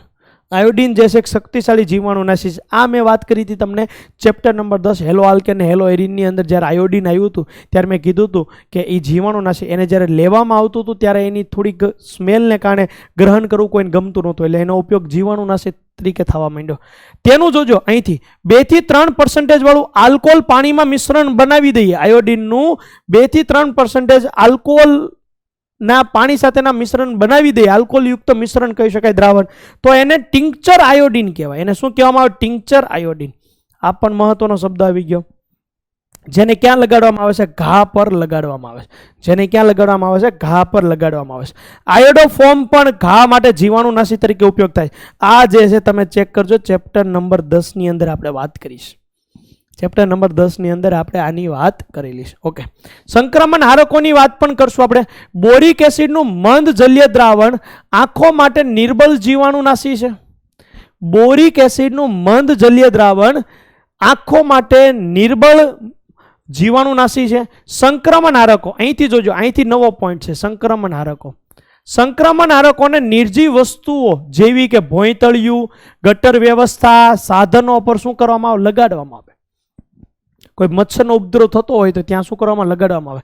એક જ પદાર્થ તેની જુદી જુદી સાંદ્રતાએ જીવાણુનાશી પણ હોઈ શકે અથવા સંક્રમણહારકો. અમુક એવા પણ પદાર્થો છે કે જેની જો સાંદ્રતામાં ચેન્જ કરો તો અમુક સાંદ્રતા એ જીવાણુનાશી હોય, ત્યારે અમુક સાંદ્રતા એ સંક્રમણહારકો હોય. વાત કરીએ કોની, તો ઉદાહરણ તરીકે જો હું તમને એમ કહું કે 0.2% સાંદ્રતાવાળું જો ફિનોલનું દ્રાવણ લઈશ તો એ જીવાણુનાશી છે.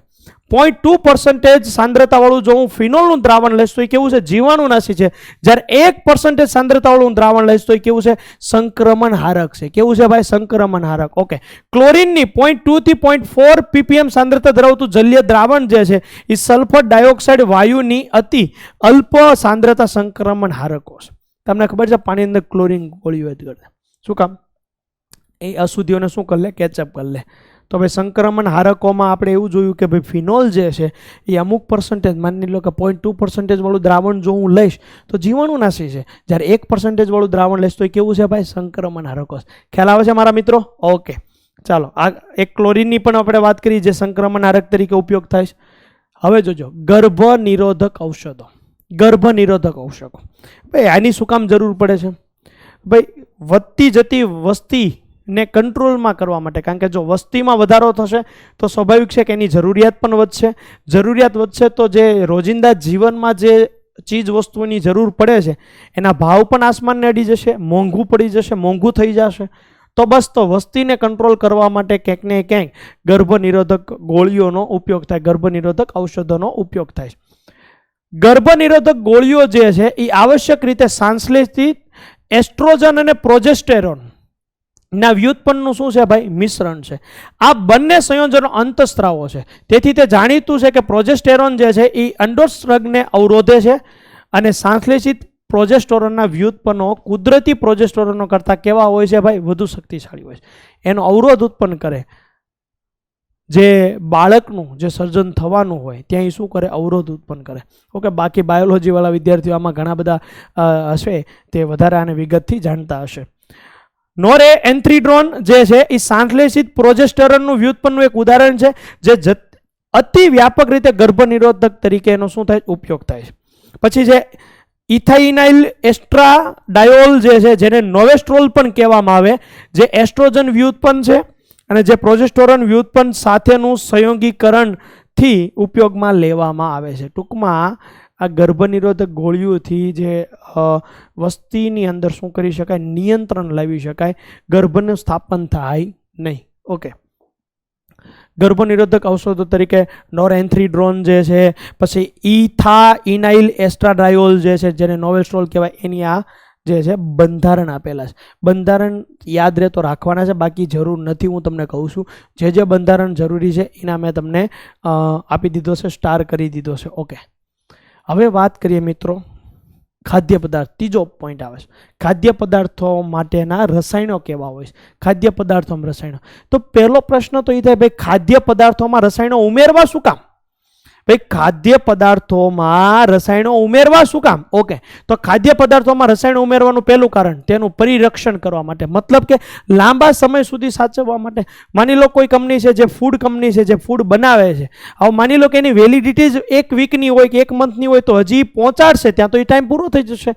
મતલબ કે એ વધારવા માટે એની અંદર અમુક કેમિકલ ઉમેરવામાં આવે છે કે જેનું આયુષ્ય એક્સપાયરી ડેટ લાંબી કરી શકાય, ત્યાં સુધી એનું શું કરી શકાય? રક્ષણ. આકર્ષણ વધારવા માટે તો માર્કેટનો રૂલ છે કે ભાઈ આકર્ષણ જેટલું હશે એટલું એ વેચાશે. તો એવા ફૂડ કે જેનું શું થાય? આકર્ષણ વધારવા માટે. બીજું કે ઘણા એવા ફૂડ હોય છે કે જેમાં પોષણ તત્વો નથી હોતા, તો એની અંદર અમુક એવા કેમિકલ ઉમેરી દે કે જે પોષણ મૂલ્ય વધારવા માટે પણ ઉપયોગમાં લેવાય. ઉદાહરણ તરીકે પ્રોટીન, જે લોકો જીમ જતા હોય છે એ પ્રોટીનનો ઉપયોગ કરતા બસ એ પોષક તત્વોને લેવા માટે. પછી ઘણા વિટામિનની પિલ્સ મતલબ કે ગોળીઓ લેતા હોય છે તો એ પોષક તત્વો માટે એ એડ કરી શકાય. તો એવા ઘણા બધા ફૂડ છે એની અંદર એવા ઘણા બધા કેમિકલ એડ કરીને પોષક તત્વો, જે ઘટતા પોષક તત્વો હોય એને તમે લઈ શકો. ઓકે, બીજા જે એના કારણો છે, પદાર્થના મુખ્ય કારણો શું છે? ખાદ્ય રંગકો, મતલબ કે એ જે ફૂડ જે છે એને રંગીન બનાવવા માટે, કારણ કે રંગ હશે તો થોડુંક આકર્ષણ પણ હશે, તો ફૂડ કલર તમે સાંભળ્યું હોય એની માટે આ ઉપયોગમાં લેવાય. સુગંધિત પદાર્થો અને ગળ્યા પદાર્થો. ગળ્યા પદાર્થો શું કામ?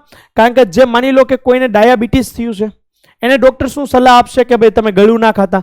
હવે તમે વિચારો ગળ્યું ના ખાય તો એના જીવનમાં ગળપણનો તો સ્વાદ જતો રહે, એટલે એ કૃત્રિમ ગળ્યા પદાર્થો લેશે. કૃત્રિમ ગળ્યા પદાર્થનું કામ શું કે ભાઈ સ્વાદમાં તો એ ગળ્યા લાગશે પણ એ શરીરમાં ક્યાંય ગળપણનું કાર્ય નહીં કરે, પછી એ નીકળી જશે. એટલે ફક્ત જ્યારે ગ્રહણ કરવીશ ત્યાં પૂરતું એ ગળપણ આપશે, પછી એ ક્યાંય પ્રક્રિયા નહીં કરે, એ સીધું શું થશે? નીકળી જશે. બરાબર? તો એવા પદાર્થો. પછી જોજો ચરબી પાયસીકારક અને સ્થાયી કરતા પદાર્થો, લોટ સુધારક અને વાસી થતું રોકનાર વિરંજક પદાર્થો. વાસી થતું રોકે. તમે જોયું છે ઘરે બનાવેલું અથાણું અને માર્કેટનું લીધેલું અથાણામાં ઘણો બધો એક્સપાયરી ડેટનો ચેન્જ હોય. રેડી? એન્ટીઓક્સિડન્ટ મતલબ કે એનું ઓક્સિડેશન ન થવા દે. ઘણા બધા ફ્રૂટ હોય, માની લો તમે કાપશો પછી તમે એને ખુલ્લું મૂકજો એટલે જોજો એની સપાટી છે, એનું જે લેયર છે એમાં કંઈક ને કંઈક કલર બદલાવા લાગશે, કારણ કે ઓક્સિડેશન અનુભવતા હોય. એ ઓક્સિડેશન ના અનુભવે એટલે એમાં શું ઉમેરવામાં આવે? એન્ટીઓક્સિડન્ટ. પરિરક્ષકો જે એની રક્ષા કરે. પછી જો આ જે છે પોષક પૂરક પદાર્થો જેવા કે ખનિજ તત્વો, વિટામિન પદાર્થો અને એમિનો એસિડ સંયોજનો જે છે કે જે શરીરની અંદર જે ખામી છે, જે ઉણપ છે એને દૂર કરવા માટે વપરાય. આ જે છેલ્લું જે રહ્યું ને એના સિવાયના એક પોષક તત્વો નહીં આપે. આ એક જ પોષક તત્વો પૂરા પાડતો ઘટક છે. ઓકે, ઉપરોક્ત રસાયણના વર્ગ. ઓકે, જો મેં જે કીધું એ તે સિવાય કોઈ પણ ઉમેરવામાં આવતા પદાર્થો પોષણ મૂલ્ય ધરાવતા નથી. આવા પદાર્થોને સંગ્રહિત ખાદ્ય પદાર્થોને લાંબો સમય સુધી સુરક્ષિત રાખવા માટે, તેમનો દેખાવ આકર્ષક કરવા માટે, તેને સુગંધીદાર કરવા માટે, તેને સ્વાદિષ્ટ કરવા માટે એનો શું થાય છે? ઉપયોગ થાય છે. ઓકે, પોઈન્ટ જોઈએ પહેલો, સૌથી મહત્વનો પોઈન્ટ. આમાંથી ઘણી વખત ક્વેશ્ચન પૂછાતા હોય છે. કૃત્રિમ ગળ્યા પદાર્થો મતલબ કે આમ કહી શકાય નોન સુગર બધા થઈ ગયા, એટલે કે હોય ગળ્યા પણ એ નોન સુગર આઇટમ થઈ ગઈ. રેડી? કૃત્રિમ ગળ્યા પદાર્થો દાખલા તરીકે સુક્રોઝ ખાદ્ય પદાર્થની કેટલીક કેલરી વધારે. સુક્રોઝ શું કરે ભાઈ? તમે જો ખાદ્ય પદાર્થમાં લેશો તો એ આપણા શરીરમાં શું કરે? કેલરી વધારે. તેથી ઘણા લોકો કૃત્રિમ ગળ્યા પદાર્થોનો ઉપયોગ પસંદ કરે છે કે જેથી બોડીની અંદર અમુક કેલરીની માત્રા નિયંત્રિત રહે, કેલરીમાં વધારો થાય નહીં. ઓકે, ઓર્થોસલ્ફોબેન્ઝીમાઇડ જે છે એ સેકેરિન, એને સેકેરિન પણ કહેવાય છે, જે સૌ પ્રથમ શોધવામાં આવેલું કૃત્રિમ ગળ્યો પદાર્થ હતો. બાકીના જો વાત કરું તો સુક્રોઝ કરતાં 550 ગણો વધુ ગળ્યો હોય છે. બરોબર? તે જે છે તે શરીરમાંથી પરિવર્તન પામ્યા સિવાય પેશાબ સાથે ઉત્સર્જિત થાય. મતલબ કે તમે એને ખોરાકમાં લઈ તો લીધું, તમે એને ખોરાકમાં લઈ લીધું ત્યારે તમને ગળપણ આપશે, એટલે તમને સ્વાદમાં ક્યાંય સમસ્યા નહીં હોય. માની લો કોઈને ડાયાબિટીસનો રોગ થયો છે અને ડૉક્ટર પાસે જાય છે તો ડૉક્ટરની એની તો પહેલી એક સલાહ હોય છે કે ભાઈ તમારે ગળ્યો પદાર્થ કે ગળપણ ખાવાનું નથી, ગળપણ લેવાનું નથી. તો હવે એની જિંદગી તો મોડી થઈ ગઈ ને, તો એને સ્વાદ જતો રહ્યો, તો બધો ખોરાક તો એને હજી લેવાનો છે. તો એને ડૉક્ટર સલાહ આપે છે કે તમે કૃત્રિમ ગળ્યા પદાર્થોનો ઉપયોગ કરો કે જે શું થશે કે જ્યારે ગ્રહણ કરશો ત્યારે ગળ્યું લાગશે પણ એ શરીરમાં ક્યાંય ગળપણ ઉત્પન્ન નહીં કરે, ક્યાંય સુક્રોઝ જેવી ક્રિયાઓ નહીં કરે, બસ સીધું જ એ પેશાબ અથવા મળ માર્ગે નીકળી જશે. ઓકે, તેને શરીરમાં લેવામાં આવે છે ત્યારે તે સંપૂર્ણપણે નિષ્ક્રિય હોય છે, પછી બિન હાનિકારક જેવા હોય છે. પણ ડાયાબિટીસ વાળી વ્યક્તિઓ જે મેં વાત કરી એવા વ્યક્તિઓને વધુ કેલરી લેવા પર નિયંત્રણ રાખવાનું હોય છે, તો એની માટે આ કેવા છે? ખૂબ જ મહત્વના છે. ઓકે, વાત કરીએ કૃત્રિમ ગળ્યા પદાર્થો જેના બંધારણ પણ આપ્યા છે અને સુક્રોઝ એટલે કે ખાંડની સાપેક્ષે કેટલું ગળપણ વધારે છે એ પણ અહીંયા દર્શાવેલું છે.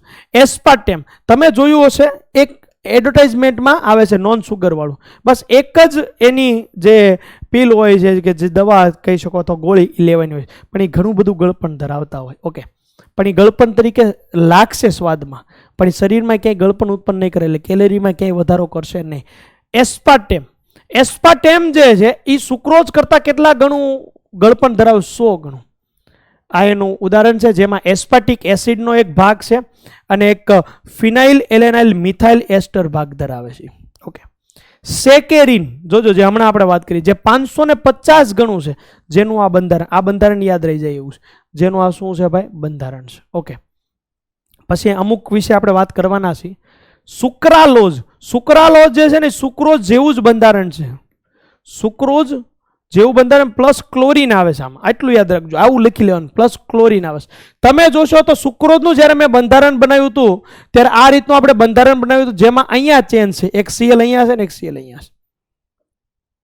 જો તમે છે કે નહીં? હા કે ના? અહીંયા OH નેટેવિન છે અને અહીંયા તો OH નેટેવિન Cl છે.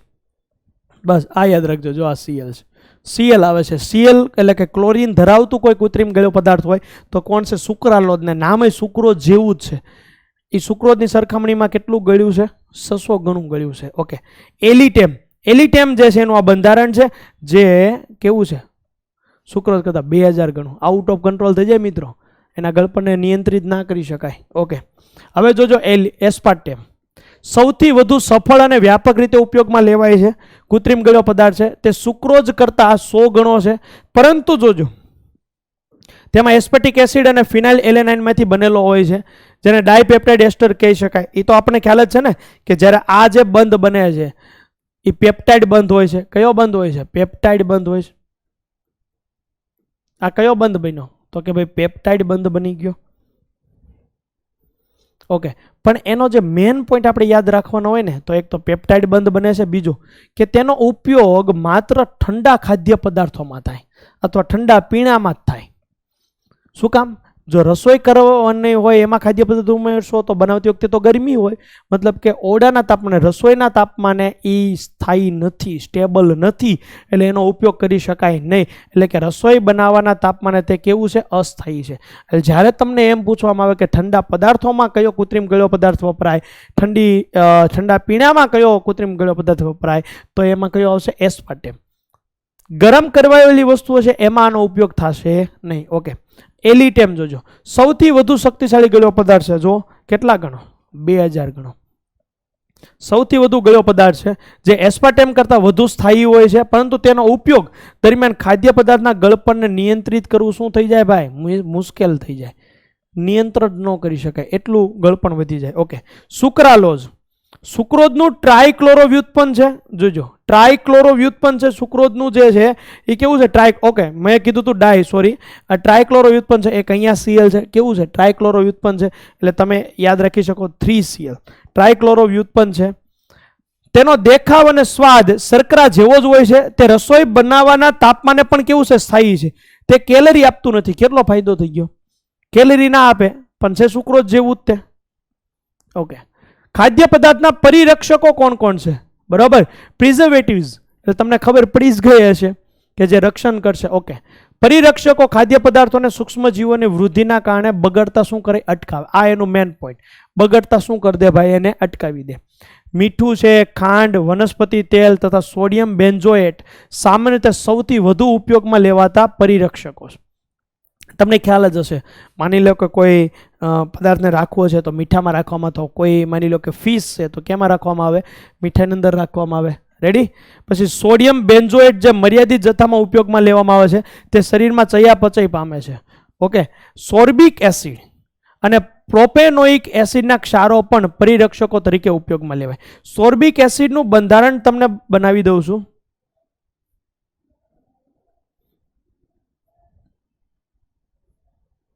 આ જે થઈ ગયું સોર્બિક એસિડ. બરાબર. આ કોણ છે? સોર્બિક એસિડ. બનાવી લેજો બંધારણ.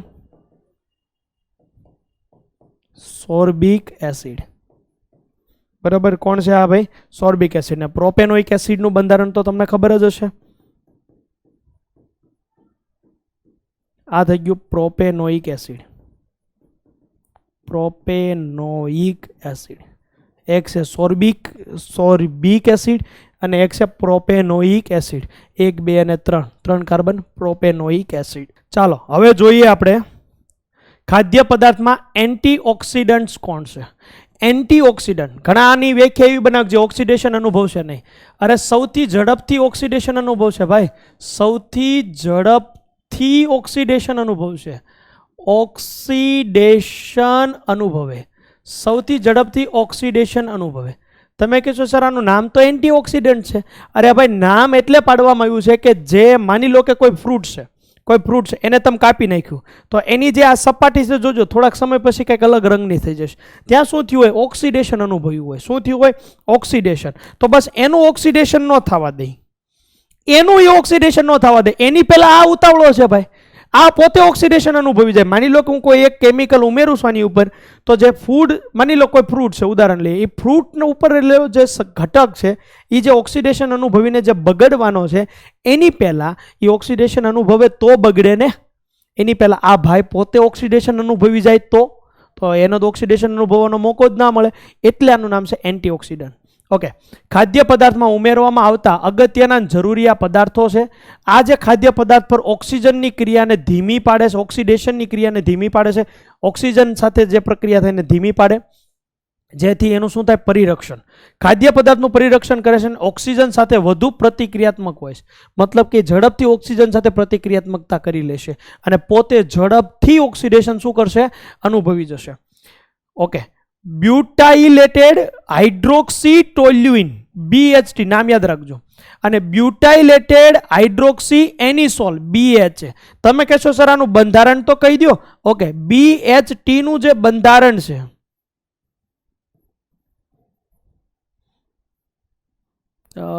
આમ કરી નાખો એટલે તમને ખ્યાલ તો આવી જ જશે. અહીંયા CH3 છે. ઓકે, અને અહીંયા એક અહીંયા છે. ઓકે, તમે કહેશો સર આ શું બનાવ્યું? એન્ટેના. ઓકે ભાઈ, મોજ કરો. અહીંયા CH3, અહીંયા કાર્બન, CH3 થ્રાઇઝ, OH કાર્બન અને CH3 થ્રાઇઝ. આ જે છે કોનું ઉદાહરણ છે? BHT. જ્યારે હું BHA નું ઉદાહરણ બનાવું તો એ મિશ્રણ છે, એને પણ આપણે લખી લઈએ.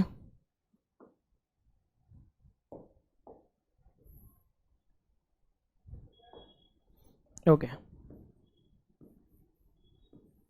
અહીંયા OH, OCH3 carbon, CH3 thrice plus OH, OCH3 carbon અને CH3 થ્રાઇઝ. BHT અને BHA આ એનું ઉદાહરણ છે. માખણની અંદર BHA ઉમેરવામાં આવે છે, જેનું શું કરે? પરિરક્ષણ કરે.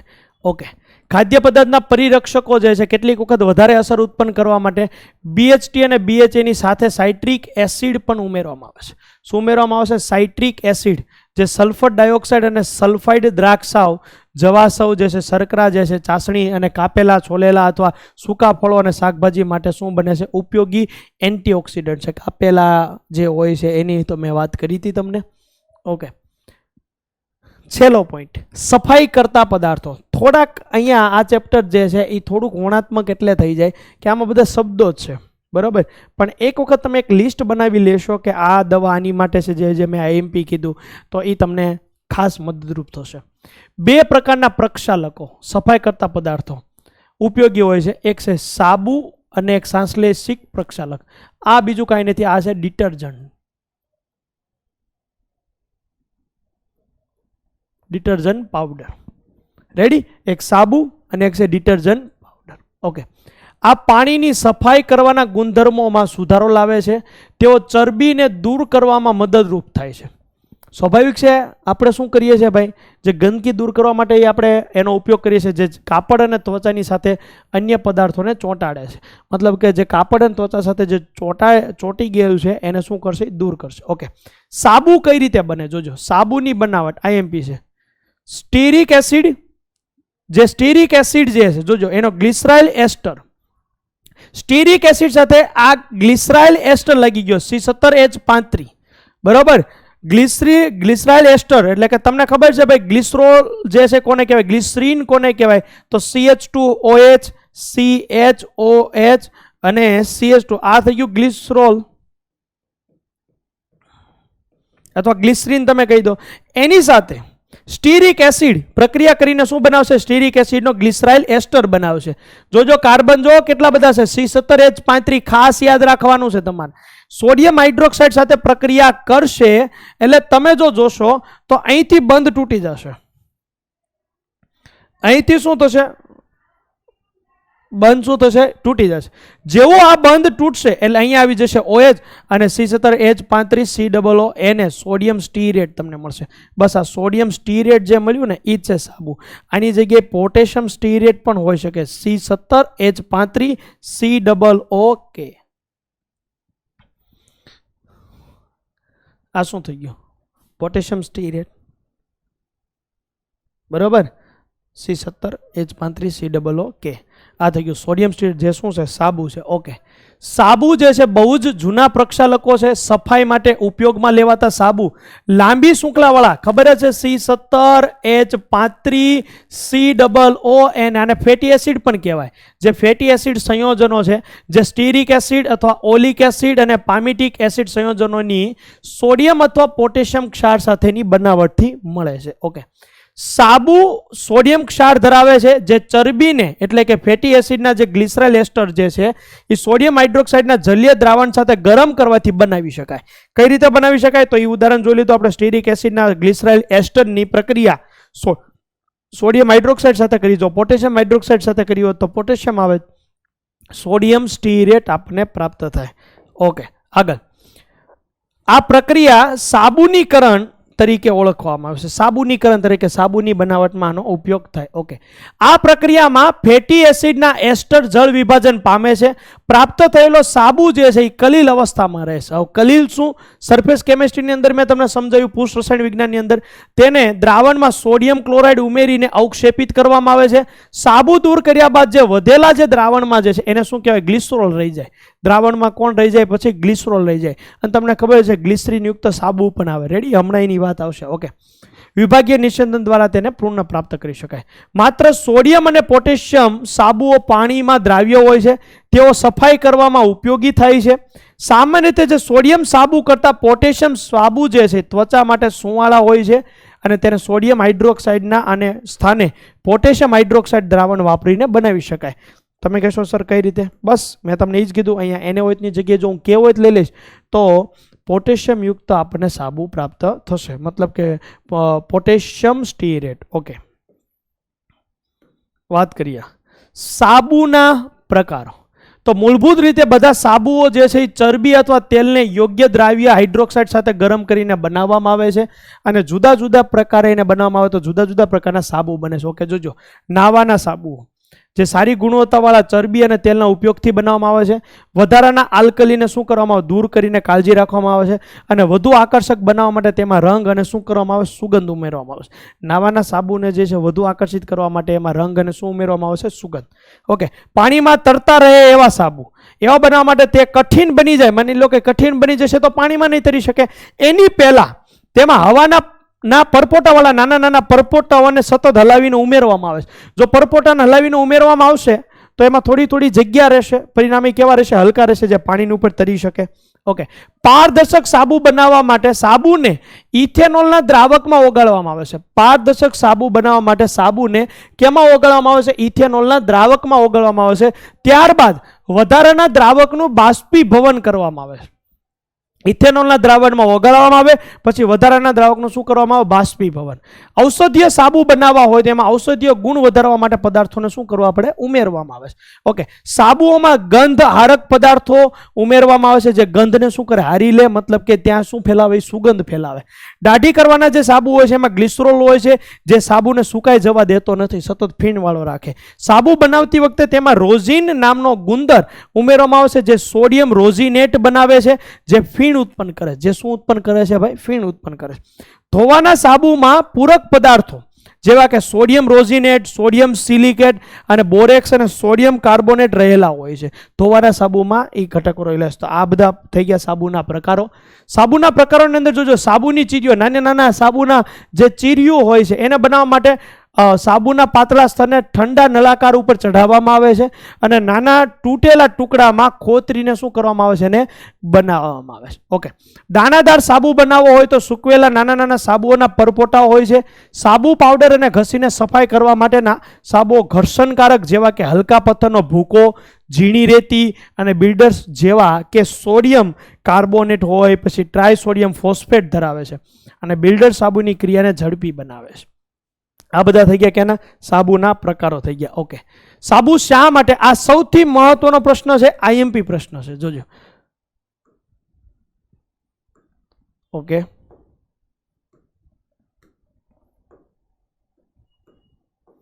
સાબુ શા માટે કઠિન પાણીમાં કાર્ય કરતા નહીં? તમે જોજો ઘણી વખત પાણી બદલાઈ જાય, કઠિન પાણી હોય ત્યાં સાબુ પ્રોપર કામ ન કરે. ઘણી વખત આપણે એ કઠિન પાણીથી સ્નાન કર્યું હોય તો આપણને એમ લાગે જ નહીં કે આપણે સ્નાન કર્યું છે. રેડી? તો એની સાથે કામ કેમ નથી કરતા? કારણ કે કઠિન પાણીમાં કેલ્શિયમ અને મેગ્નેશિયમ આયનો હોય છે.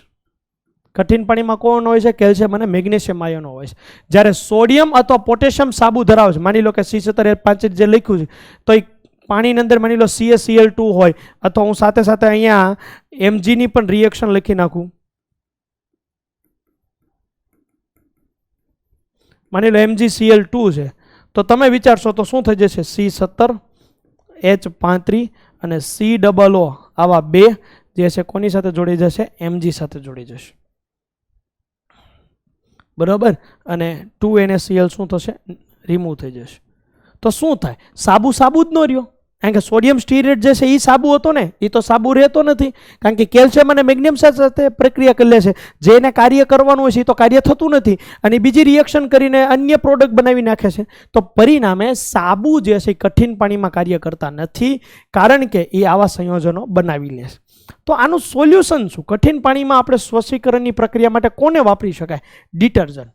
સાબુ જે છે કઠિન પાણીમાં કાર્ય નથી કરતા, એની જગ્યાએ તમે જો ડિટર્જન્ટ લઈ લેશો તો એ કઠિન પાણીમાં કાર્ય કરશે. ઓકે, આ અદ્રાવ્ય સાબુ જે ફોદા સ્વરૂપે પાણીથી અલગ પડે છે અને સફાઈ કરતા તરીકે બિનઉપયોગી નીવડે છે, બિનઉપયોગી થઈ જાય છે. ઓકે, વાસ્તવમાં સારી ધુલાઈ માટે અડચણ પેદા થાય, કારણ કે આ અવક્ષેપ કપડાના રેસા પરથી ચીકણા પદાર્થની જેમ ચોંટી જાય છે.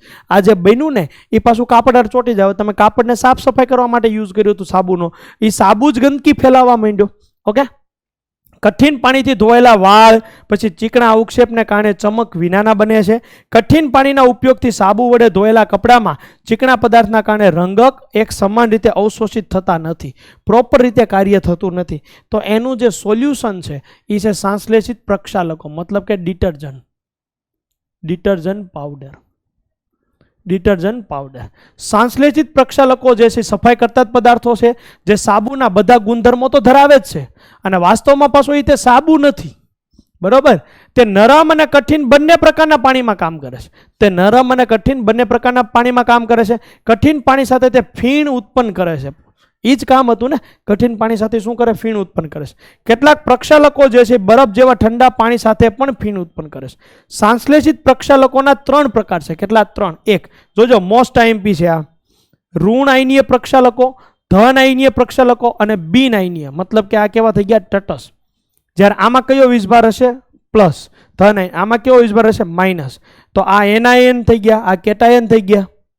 ઓકે, પહેલા જોઈએ આપણે ઋણ આયનીય પ્રક્ષાલકો. જે ઋણ આયનીય પ્રક્ષાલકો કઈ રીતે બને? તો જુઓ, તમે લોરાઇલ આલ્કોહોલ તમે લેશો, CH3 CH210 CH2OH, એની H2SO4 સાથે તમે પ્રક્રિયા કરશો એટલે આ બનાવશે હાઇડ્રોજન સલ્ફેટ. હાઇડ્રોજન સલ્ફેટની તમે બેઝ સાથે પ્રક્રિયા કરશો, આલ્કલી સાથે જો પ્રક્રિયા કરશો તો બસ, તો ત્યાં શું બની જશે? સોડિયમ લોરાઇલ સલ્ફેટ બનાવી લેશે. તમે જોશો તો અહીંયા આ જે લાંબી શૃંખલાવાળો જે ભાગ જે છે એ કેવો વીજભારિત છે? ઋણ વીજભારિત થઈ ગયો. સોડિયમ લોરાઇલ સલ્ફેટ જે લાંબી શૃંખલાવાળો જે ભાગ છે એ કેવા વીજભારિત થઈ ગયો?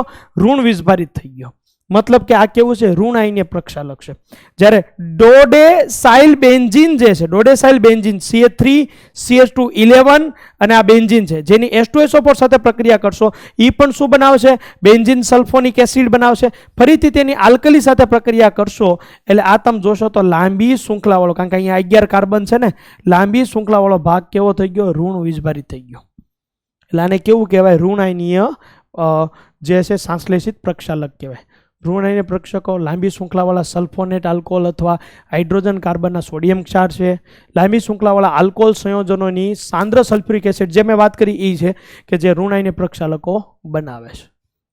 વાત કરું ઋણ આયનીય પ્રક્ષાલકોની અંદર જે પોઈન્ટ આપ્યા જોઈ લઈએ. ઋણ આયનીય પ્રક્ષાલકોમાં અણુઓનો ઋણ આયનીય ભાગ જે છે ઋણ આયનવાળા થઈ ગયા ને, જે આમ તમે વિચારી શકો આ કેવા થઈ ગયા ઋણાયનવાળા, માટેની ક્રિયામાં સંકળાયેલો હોય છે. આલ્કાઇલ બેન્ઝીન સલ્ફોનેટ જે સોડિયમ ક્ષારો ઋણાયનની પ્રક્ષાલકોનો એક અગત્યનો વર્ગ છે. મુખ્યત્વે તે ઘરગથ્થુ કાર્યમાં ઉપયોગી છે. કેમાં? ઘરગથ્થુ.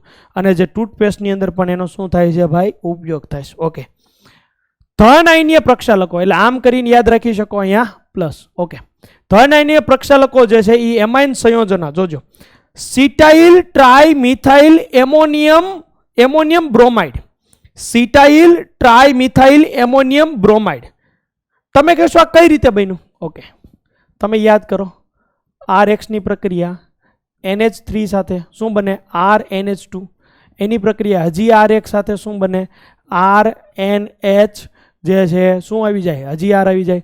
એની પ્રક્રિયા હજી તમે કરી નાખો RX સાથે શું બને? RNR અને અહીંયા R બને.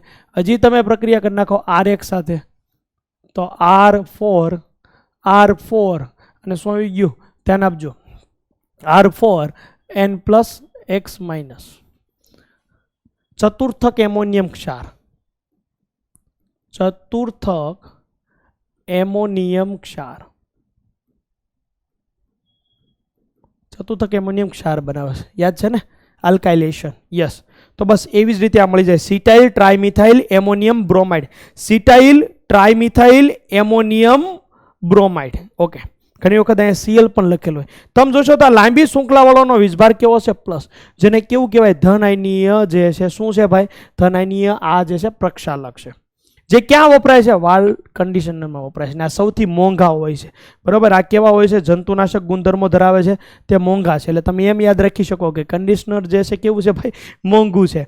ઓકે, તો આ એનો ઉપયોગ થાય છે. એટલે આનો ઉપયોગ કેવો છે ભાઈ? મર્યાદિત છે. ઓકે, બિન આયનીય પ્રક્ષાલકો જોજો, બિન આયનીય પ્રક્ષાલકો જે છે, બિન આયનીય જે પ્રક્ષાલકો છે કે જેની અંદર કોઈ વીજભાર હોતો નથી, તેના બંધારણમાં કોઈ પણ આયન ધરાવતા નથી. આવો એક પ્રક્ષાલક જ્યારે સ્ટીરિક એસિડ અને પોલીઇથિલિન ગ્લાયકોલ સાથે પ્રક્રિયા કરે ત્યારે બને. જોજો, સ્ટીરિક એસિડ બરોબર અને છે પોલીઇથિલિન ગ્લાયકોલ. પોલીઇથિલિન ગ્લાયકોલ જે એક પોલિમર છે, એમાંથી પાણીનો અણુ જ્યારે દૂર થાય, મતલબ કે તમે જોશો તો અહીંથી OH અને અહીંથી H દૂર થાય એટલે આ જોડાય છે, તો બને છે તમારી પાસે આ જે સંયોજન બને છે બરાબર, એ એવું સંયોજન બને કે જો આમાં કોઈ વીજભાર છે? કોઈ વીજભાર નથી, કોઈ વીજભાર નથી, આમાં કોઈ વીજભાર નથી, કોઈ વીજભાર નથી. બરાબર, જે વાસણ ધોવાના પ્રવાહી પ્રક્ષાલકો તરીકે બિન આયનીય પ્રકારના હોય છે.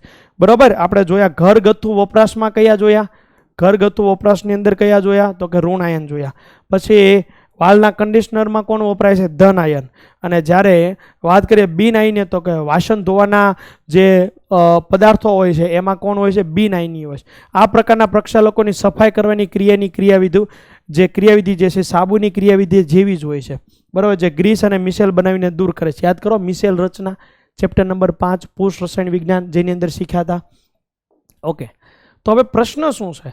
જે સંશ્લેષિત પ્રક્ષાલકો જે છે એની મોટી સમસ્યા શું? તમને સમજાવું. આ બધા પોઈન્ટ વાંચ્યા પહેલા. હવે તમે જોશો તો C17 H35 COO Na. તમે જુઓ તો ખરા કેટલો હાઇડ્રોકાર્બન છે. જે પાણીમાં કેવો રહે? આ ભાગ પાણીમાં અદ્રાવ્ય હોય. પાણીમાં કેવું હોય? આ અદ્રાવ્ય હોય. તો પરિણામે પાણીમાં અદ્રાવ્ય રહેશે. તો તમે ત્યાંથી તો સાફ કરી નાખ્યું, પણ એ પ્રોપર દ્રાવ્ય થશે નહીં. જો એ પ્રોપર દ્રાવ્ય નહીં થાય, તો શું કરશે? પ્રદૂષણ ફેલાવશે. બસ. તો ઉપયોગમાં મુખ્ય સમસ્યા એ છે કે જે હાઇડ્રોકાર્બનની લાંબી શૃંખલા છે બરાબર, તેને સરળતાથી વિઘટિત કરી શકતા નથી. વિઘટન ધીમું હોવાને કારણે એકત્રિત થવા લાગે, અને એકત્રિત થાય એટલે નિર્ગમિત ઔદ્યોગિક કચરો જે છે નદીઓ અને તળાવમાં વગેરેમાં પહોંચે છે. અને જે આ કચરો છે, સુએજ એટલે કચરો, જે પાણીમાં જોવા મળે છે, જે નદીઓ અને તળાવો અને ઝરણાઓમાં ફીણ ઉત્પન્ન કરવા લાગે છે. તેથી પાણી પણ કેવું થાય? પ્રદૂષિત. પછી પાણીને તમે ફરી ઉપયોગ કરી શકો નહીં. હાલમાં હાઇડ્રોજન શૃંખલાઓમાં શાખાઓનું નિયંત્રણ કરવા માટેના પ્રયોગો થઈ રહ્યા છે. જો એને ઉપર કામ થશે તો પરિણામે આવી લાંબી શૃંખલાવાળા ઘટકોનો ઉપયોગ કરવો નહીં પડે. પરિણામે પાણીને પ્રદૂષિત થતાં શું કરી શકશું? આપણે અટકાવી શકશું અને આપણા વાતાવરણને બચાવી શકીશું. યસ. તો મિત્રો આ તો આપણું નાનકડું એવું ચેપ્ટર, અમુક એના મહત્ત્વના કયા કયા પોઈન્ટ છે એની આપણે ચર્ચા કરી લીધી. ડીપીપીના ક્વેશ્ચન પણ સોલ્વ કરી લેજો, જેથી તમને ખ્યાલ આવી જાય કે આ ચેપ્ટરમાંથી કેવા પ્રશ્નો પૂછાય છે. Okay, good luck.